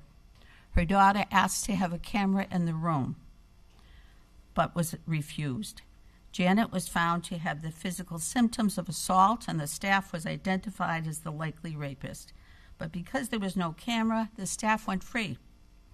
In the past year, there was a tragedy in the Miami area where a male resident named Etienne was reported missing from a nursing facility, and 3 days later he was found dead in the facility closet. I'm sure that if there had been a camera in his room, the chances of Etienne being found alive are greater. But even more recently, this last October, beginning of this October, William Ray, an 83-year-old man with dementia, was living in a memory care unit at an assisted living facility in the Tampa area. His daughter had installed a Ring camera so she could check on him. She alerted the staff when he was missing from his room, and he was found dead in a walk-in freezer. There are 20 states that have passed laws allowing electronic video equipment in nursing homes. The most recent is Rhode Island in May 2024. The residents and families are better protected because of it. It is hard to understand why Florida legislators have not supported the passage of a camera bill. Ma'am, can you please wrap up your testimony? Okay, we live in a culture where every aspect of our lives is being reported. Florida needs to join this movement in the country. Why not nursing homes? I encourage you to look closely at this issue. Florida citizens need your protection. Thank you. Thank you. National Association of Social Workers of Florida, followed by Second Heart Homes. Hi, good morning. Morning. I was listening to those testimonies. That breaks my heart that all that's happening to our older people in this season of their lives. So I'm here for the Social Work Licensure Compact. I'm Sharon, correct the record, I'm not Dr. Sharon Barber, but I am Sharon Barber. And I am a social worker licensed here in the state of Florida. And I'm here to ask that this coming legislation session, that the Senate bill concerning the licensure compact be taken up, be looked at. I want to offer our support as social workers. The National Association of Social Workers is the largest professional association of social workers in the United States, and our goal is to find solutions. We're solutions focused. So as you look at this bill in the coming session and you see problems with it, please reach out to us and we'll help you to work it out. You are there because you're solution focused as well. You're problem solvers, you're used to dealing with budgets and things like that. So whatever issue comes up that prevents you from moving forward, please reach out to us because we're on the ground. We're in the field and we're connected to the people. So thank you for all that you do and will do for this. Thank you for all you do. Thank you. Second Heart Homes, followed by J&M Support Coordination Services. Good morning. Good morning. Tom Tryon, a native of Manatee County. I've lived here so long that some kid named Jimmy Boyd was my paper boy. A good one, too. The best, although his sister had to collect. I want to introduce my colleague, Megan Howell, the executive director and founder of Second Heart Homes, and she will tell our story. Happy Monday. I want to start by thanking the entire Manatee legislative delegation for your leadership in helping our community. Your support was instrumental in advancing this issue last session, specifically Mr. Connerly. We need everybody's help today to push it over the finish line. A brief refresher on our organization. Second Heart Homes provides dignified housing, support services, and love to homeless adults living with mental health disorders. We help people move from the streets into homes, benefiting them and the community, offering solutions to the same challenges HB 1365 seeks to address. We don't seek state funding. We've acquired 14 homes in Manatee and Sarasota counties with 80 beds, all privately funded. That means we've helped lift about 7% of our region's homeless population off the streets without a single dollar of government funding. We are the little engine who could. We now need legislative relief from an unfair burden that limits our ability to provide housing and the high-touch support our residents rely on, like an address, employment support, accountability, safety, case management, and more. We work closely with local governments and taken extensive fire safety measures, yet one fire district requires costly sprinklers not demanded elsewhere. That burden already forced us to shut down one Manatee home and prepare to sell another. We're not asking for special treatment. We're only asking the same flexibility already recognized for other residences serving those with substance use disorders. Thanks to this delegation, two bills, SB 610 and HB 247, advanced last session to amend Sections 553.80 and 633.208 Florida law. We ask for your continued support to move this legislation across the finish line so we can preserve and expand the housing our residents depend on. Please help us continue saving and improving the lives of homeless adults with mental illnesses while strengthening neighborhoods, supporting local businesses, and helping local governments meet this challenge humanely. Thank you for your time. One quick question. Was this bill last session or the session before? Last session. Of the 2025. Gotcha. Okay. Could I ask? And Sure. somebody has it again this session. Do you know if it's some House member or senator has already picked it up to? Okay. Okay. Okay. Great. Thank you so much. Thank you so much. Have a nice Monday. Thank you. J&M Support Service Coordination Services, followed by Pat Simmons. Good morning again, gentlemen. My name is Melissa Mazeda. I'm the Vice President of J&M Support Coordination Services, and you have heard from a couple of parents already who have children with developmental disabilities and the important component of support coordination, and that's what I do. And as parents, all of us worry about our children when they're small, when they're grown, even when they have families of their own. But when you have a child with a developmental disability, it brings a different kind of worry that runs much deeper. It's about whether your child will be safe, understood, cared for, or treated with dignity, both now and when you are gone. And unless you have a child with a developmental disability or you work in the field as I do, it's really hard to understand the daily reality, the exhaustion, the fear, the constant fight just to get the help that your loved one needs. It's important to understand that developmental disabilities is a small subset of the overall disability population. They require lifelong support and highly individualized services, and their needs are unique, and the systems that serve them must reflect that. That's why quality providers are the backbone of this system, providers with integrity who stay in the field for years, often for life. As waiver support coordinators, our job is clear. We're required by law to advocate and stand up for people with developmental disabilities. We lock arms with the families and we help them navigate an overwhelming maze of bureaucracy. People with developmental disabilities deserve quality of life and a sense of purpose just like everyone else. Support coordinators help provide that. We aim to give families a sense of security, and we're good stewards of taxpayer dollars, making sure those funds are used responsibly and effectively. However, our ability to do our job has been strained. Senate Bill 82 in 2020 created an unfunded mandate. It now requires new support coordinators to have a mentor with them for a minimum of 90 days, but provided no funding for it. The monthly rate only covers one support coordinator per client, not two, as Senate Bill 82 requires. This has caused a severe shortage of support coordinators and CDC consultants. Other challenges have been the iConnect system and the continual unwinding of our clients from Medicaid that they never had to deal with for decades. For 30 years, nobody was unwound from Medicaid, and now it is continual. For 2 years, it has been relentless. Meanwhile, a managed care model has been introduced to the wait list, and under current law, managed care receives 7.5%, called an achieved savings rebate of money that is not spent of the capitation rate. And they'll tell legislators that they're assuming financial risk, but yet since managed care was done statewide starting in 2014, they have continued to make gains. And families see that for what it is, companies profiting off of their hardship, and they're right to be upset, anyone that would make money off of profiting from hardship. You're in for a landing. Ma'am, Yes, please. yeah, Thank you. This last thing. The Achieve Savings Rebate violates the core principles of fiscal responsibility and compassionate conservatism. We need to make sure that every tax dollar serves its true purpose, and compassionate conservatism means building those efficient systems that protect the vulnerable.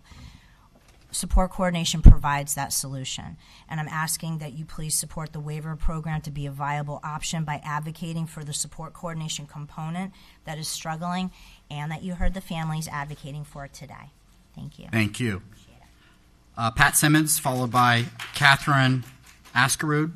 And we're getting close to the end of the agenda. If there's those that are not on the agenda, would you please fill out a public appearance card, and I'll give you time at the end of the meeting. Good morning. Good morning. I have a communication issue with my voice, so please bear with me if I run over. Absolutely. Let me set the scene. Jacksonville, Florida. Flowers lining the center aisle. The mood is somber. Funeral attendees file in. Children's classroom music begins to play as an open coffin rolls in, filled with books, binders, chalk, and various school supplies. There were speeches and stories of public school teachers' dreams, parents' hopes, and students' tears. The eulogy was given by Governor Lawton Chiles. He reminded us all that public education in the state of Florida could very well become a planned obsolescence. Yes, we were warned that night about the what-ifs. What if charter schools and private school vouchers came to fruition? What if those schools were mandated to enroll were not mandated to enroll Title I students in ESC, in ESOL, etc.? What happens to those students? What if FTE monies went to those schools instead of public schools? Yes, we had a funeral for public ed that night, and the year was 1992. Afterwards, Governor Childs sought me out because he saw my shirt, and he said it should say 92, 93, 94, 95. He knew then. Talk about Back to the Future. And yes, I was a teacher in special ed in Title I schools. I had rewarding experiences and days I wondered why I chose the profession at all. We were not given books, curriculum. The units I taught were donated. As a teacher in ESC, I was given $25 trust fund money for the year, while regular ed teachers were given that quarterly to spend for the classrooms. My techs and foster grandmothers were routinely usurped by the front office. And at that time, $1 of FTE money that was brought in by a regular ed student, special ed students brought in $4 to the school. And yet we were given none of that money. Remember, because I remember when the lottery came to Florida, and it was sold as an answer to education funding until we found out that the schools only received the icing of that lottery cake. So now charters and vouchers want to take that icing too. So I ask you, what if? If you want to know what a person with a disability wants or needs, ask us. Don't ask suits, don't ask administrators, ask us. Because right now, I'm ready to say it's time to quit playing checkers and it's time to start playing chess. Thank you. Thank you, ma'am.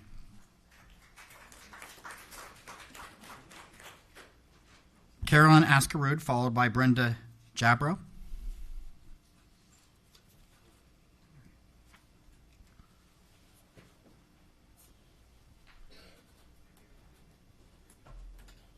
Good morning. My name is Catherine Kelly Askerud, and I'm here today to talk about my daughter with special needs. Her name is Mackenzie. She will be 39 tomorrow. This is my husband, Rick. A special needs child brings two very common emotions, joy and fear. The joy she brings to the world is immense. The fear she creates in me is terrifying. There are so many unknowns, dealing with doctors, specialists, evaluations, therapists, behavioralists. So many areas that most parents with neurotypical children never have to imagine. Her vulnerability is never ending. But my greatest fear is what happens when I die. That is a common fear among parents of special needs children and adults. Being an action-oriented individual, I set out to make sure my child was advocated for and supported. We filed for guardianship. We set up a special needs trust. We opened an ABLE account. We applied for services with the APD, and we waited. And we waited 8+ years. The day I got the call that she had been approved, I cried, tears of joy, and then had champagne. Finally, we were going to receive services for Mackenzie. Then pretty much sheer terror struck. How do I navigate this process? It was large and very complex. I wanted to make sure that they were moving ahead correctly. We waited too long. It had to be right. Enter her waiver support coordinator. With the help and guidance of the support coordinator, Mackenzie was officially enrolled and activated. I could have never have done it without their help. In your handouts, you will see a large list of responsibilities that they coordinate and implement. They know my child. They meet with her on a regular basis in her residence. They understand her medical, physical, and behavioral issues. They advocate for her, and they are available 24/7. Support coordinators do this for all their clients, and each client is totally different. Should Florida mandate managed care for the MedWaiver program, I will be back to being terrified for what happens to my child upon my death. Someone sitting in a call center who will not know or have even met my child will be responsible for making decisions about her health care, her living situation, and her care. I believe managed care should be optional for parents. Parents should be able to opt out. Thank you. Thank you. Brenda Jabro, followed by Martha S. Jacobs.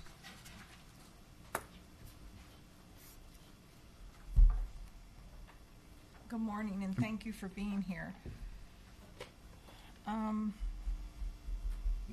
I'd like to speak on behalf of concerned homeowners who reside in Florida HOAs. Not all HOAs are run according to Florida law because many HOA boards are run by volunteers who are not versed on HOA laws and run their communities according to their personal opinions and personal objectives.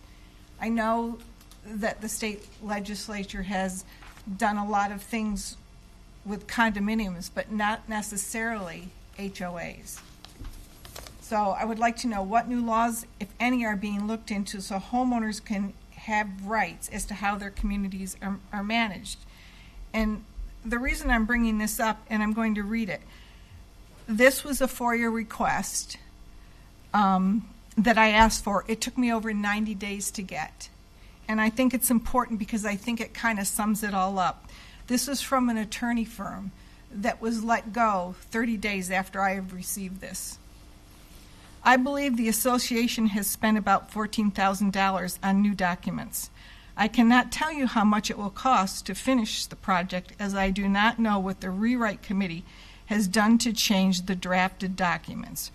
From what I saw last time you sent the documents to me, they have removed a lot of necessary provisions, believing that they could regulate by rule after deleting the supporting right to regulate from the declaration. So that means that these boards, who are not knowledgeable in the law, are rewriting condo or homeowners' documents to take away our rights. And they're doing it. And our community is not the only community that's doing this. And as you know, most of the places in Florida have board members, and they have associations. And these associations now are taking advantage of homeowners who are elderly, who don't understand what's going on. And they're taking away our rights. And I really want the legislation to start looking into it and giving more rights to the people that are paying their dues and expect their board members not to lie to them, to tell the truth, to tell us what's going on. Thank you. And you're right, ma'am. We have done a lot of work in the condo space, and we seem to have an HOA bill every year. And it's a great frustration. We may have a member file a bill to remove HOAs. I don't know. I know that I've gone over my limit, but we've been working on this gentleman and I for 2 years, and they have done such outrageous things that we now actually have the Department of Justice, FEMA, and Homeland Security looking into some of the things that our association has done to us and the liability they have put us under. Okay, thank you. And Mr. Conley, he has much of the information, thanks to Ziad and to Morgan. They have been great in helping us try to navigate this because we're not attorneys. We don't know. But we do have common sense. Thank you. And we know when we're being taken advantage of. Martha S. Jacobs, followed by Jonah Miller. Good morning, Mr. Chair and members of the delegation. My name is Martha Jacobs. I'm a Manatee County resident, and I work with Sea Alliance, a nonpartisan nonprofit focused on strengthening public schools right here in Manatee County. I work with Manatee County students, alumni, parents, and staff to make our schools stronger and more stable for the families who depend on them. I am here because 2 state policies are putting our public schools at risk. The expansion of Schools of Hope and the growth of the voucher system are removing local control, straining district budgets, and weakening the stability that our students and teachers rely on. I am not here to debate school choice. I am here to make sure public dollars, public buildings, and public trust remain in public hands. First, Schools of Hope. Mater Academy has filed notices to take space inside 2 Manatee campuses, the Sarah Scott Harley Center and Lincoln Middle School. These are active public schools that serve families every day. The law allows a private operator to use public funds and depend on district services such as transportation, custodial, maintenance, and food without paying full costs. That shifts expenses to taxpayers, reduces district control, and risks disrupting programs that are already working for local students. Second, voucher expansion. When a student leaves on a voucher, the district loses the funding but still must pay its teachers, maintain its buildings, and operate for the students who remain. That creates larger classes, fewer supports, and less stability in the neighborhood schools that most families still rely on. Private schools that receive vouchers are not required to follow the same public standards or accept every student. I'm asking the delegation to protect Manatee County's public schools, stop new Schools of Hope takeovers, require school board approval before any charter operator uses district property. Cap voucher growth until public schools are adequately funded, increase the base student allocation so districts can meet real costs and keep programs open for our kids. I thank you for your time and your service to Manatee County. Thank you, ma'am. Thank you. Jonah Miller, followed by Thomas J. Carter. Thank you. I'm John O'Miller, and I'm going to be mentioning things that have already come up. You've heard, I think I'm the 7th person to talk about SB 180. You know it's an issue. I hope you'll address sections 18 and 28. I'm so old I can remember when the Florida legislature would routinely allocate $300 million for Florida Forever. And those days have passed, but it's something we need to do. We have a growing population. We have some great projects right here in this region that could be funded, and I hope you'll support that. I want to talk about protecting local ad valorem taxing authority. Here in Manatee and Sarasota counties, we have Republican county commissions. Those people are capable of lowering the taxes anytime they think it's appropriate. But they have to balance the taxpayers' interest in lower taxes with services that the taxpayers are also demanding. They can deal with taxes. What they can't deal with is insurance. So if there's something you could accomplish that would really help people locally that can't be done locally, that would be to address the insurance situation. And the other thing I'd like to bring up just in response, my wife and I have a house with 35 solar panels. It's already generated 9 kilowatt hours of electricity today. We pay $29.93 a month for electricity.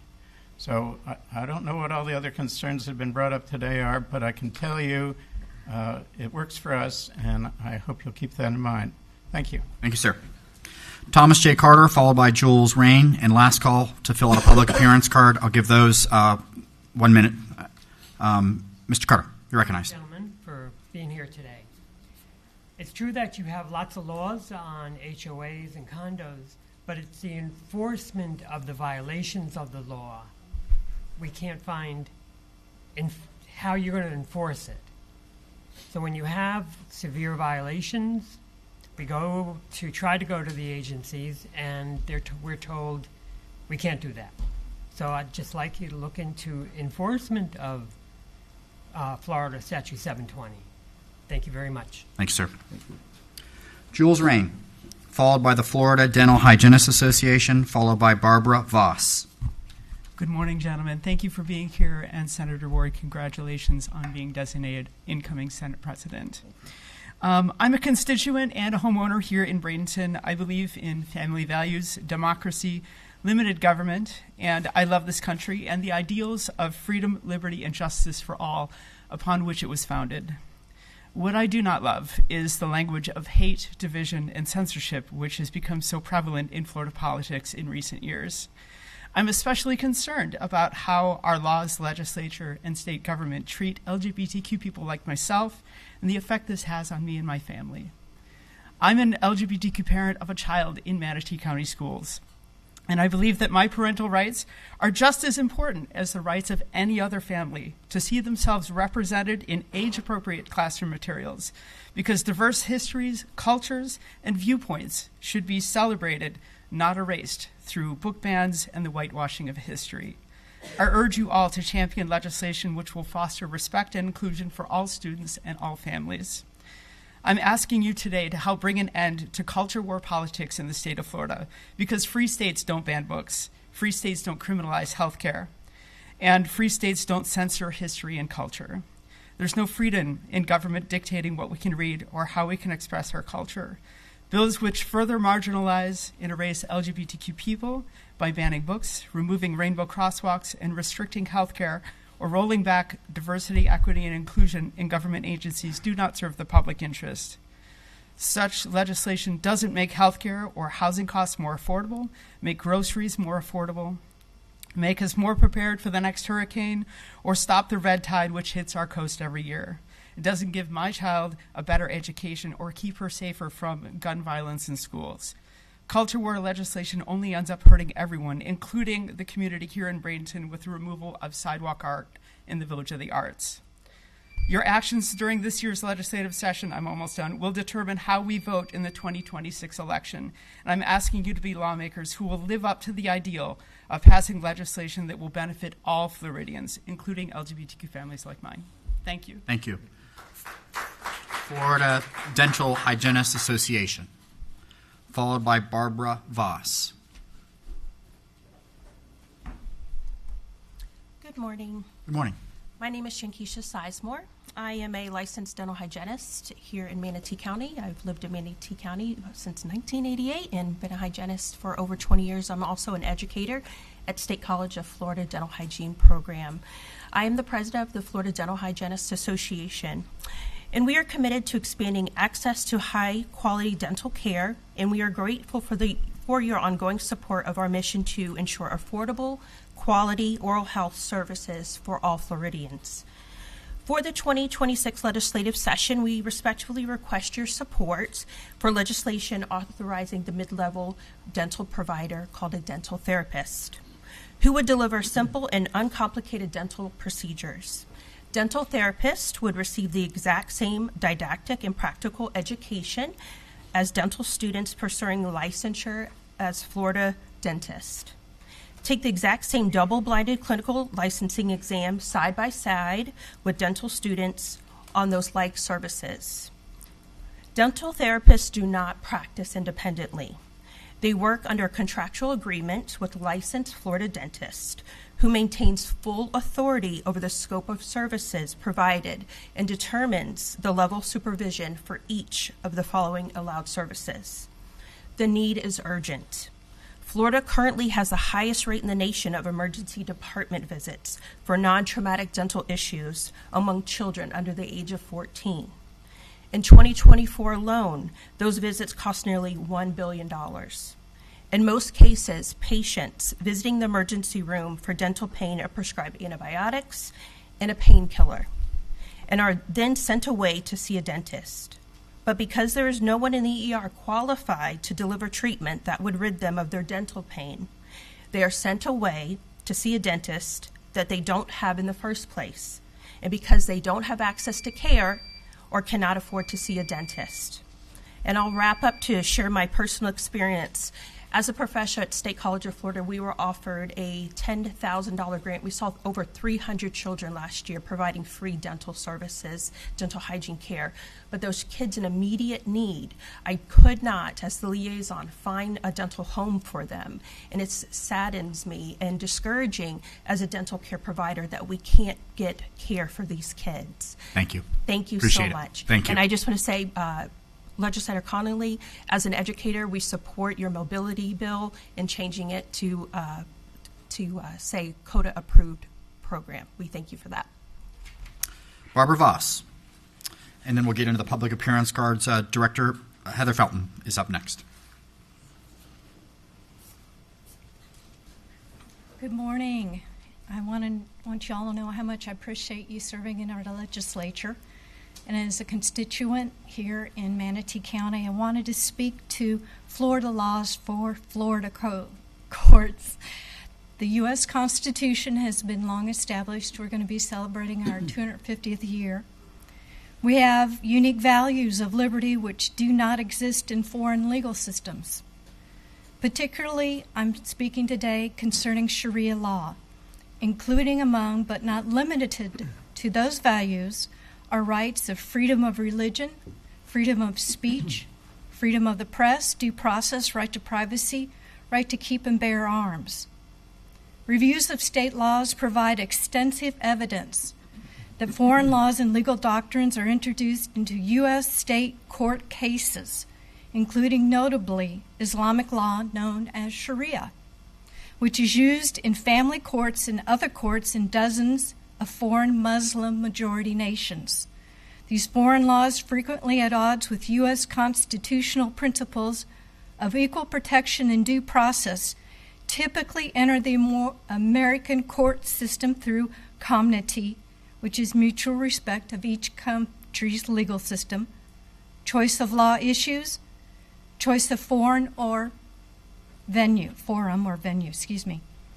Granting comity to a foreign judgment is a matter of state law, and most state and federal courts will grant comity unless the recognition of the foreign judgment would violate some important public policy of the state.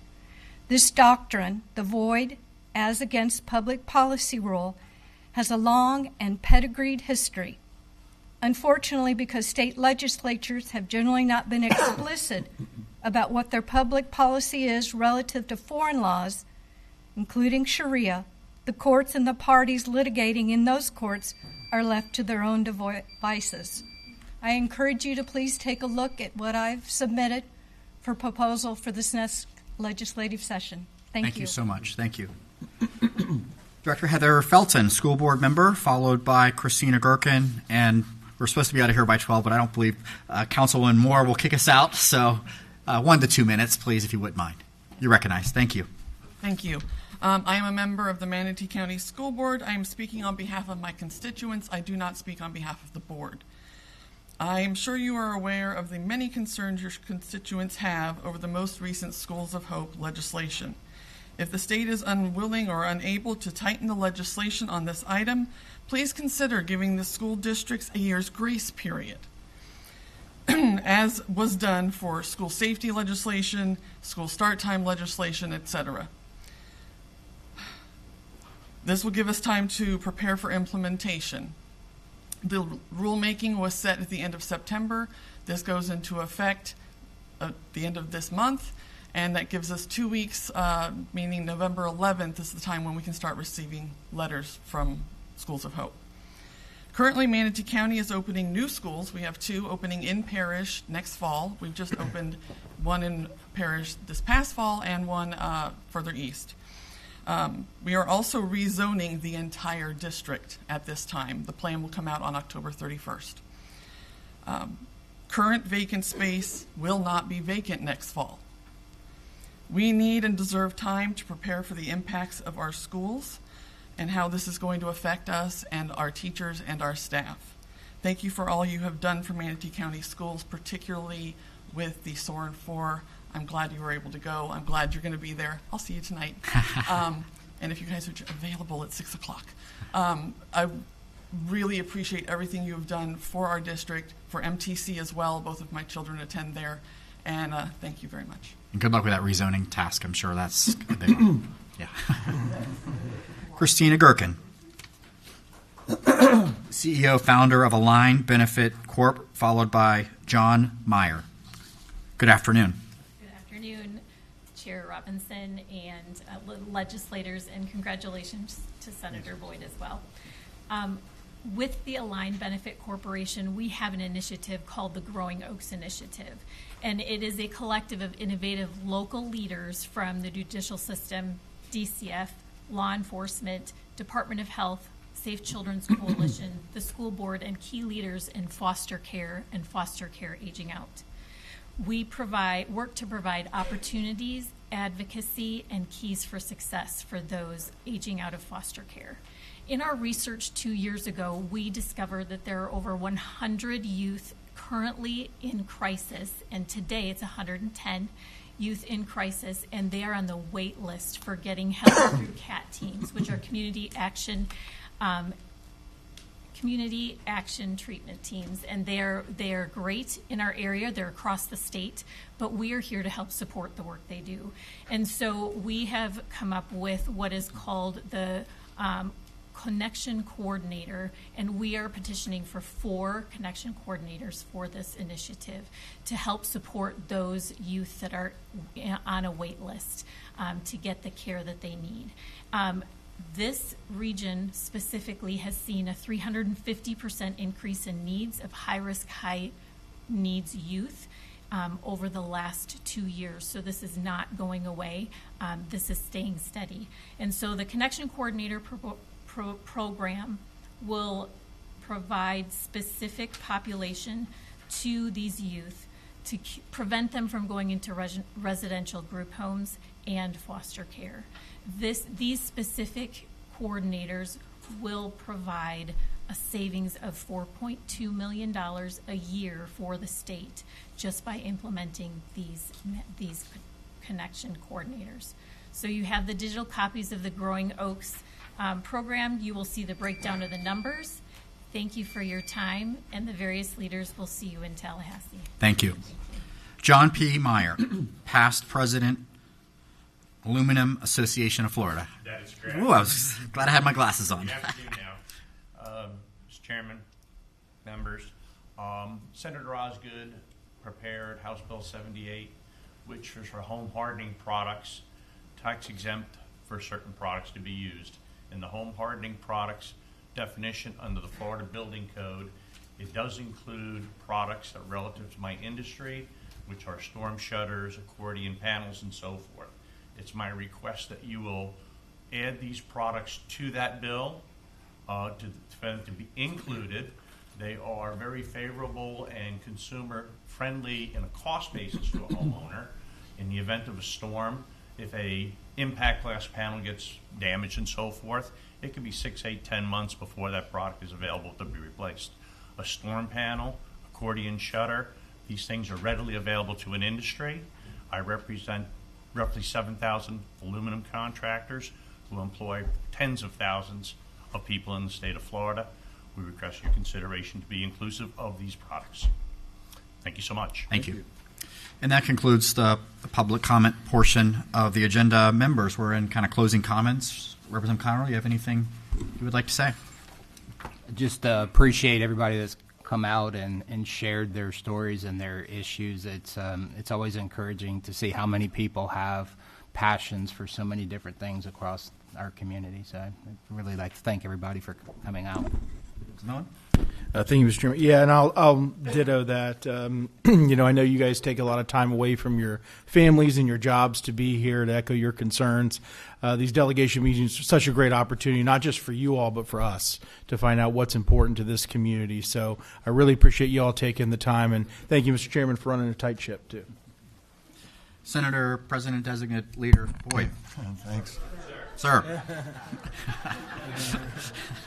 Imagine how much time we could have saved if we hadn't had to go through all that. I apologize. But thank you as well for being here today. Thank you for your concerns. Many have left, but we do listen. We do try to respond, and we want to make sure we're serving our community that elected us to serve them. So I appreciate everyone's time. Certainly, if it's important to you, we've already heard from you. We've heard from you today, and hopefully we'll hear from you again as we move through session. But please call us and let us know if there's things that are of concern as we're moving through this next session. It starts up pretty quick. We have a couple more committee week meetings in November and December, and then January session starts the second Tuesday, I guess, in January. So it's we're about to hit the ground running, but please don't ever hesitate to reach out to us if you need us. Thank you. And thank you for your leadership today. Good job, Chairman.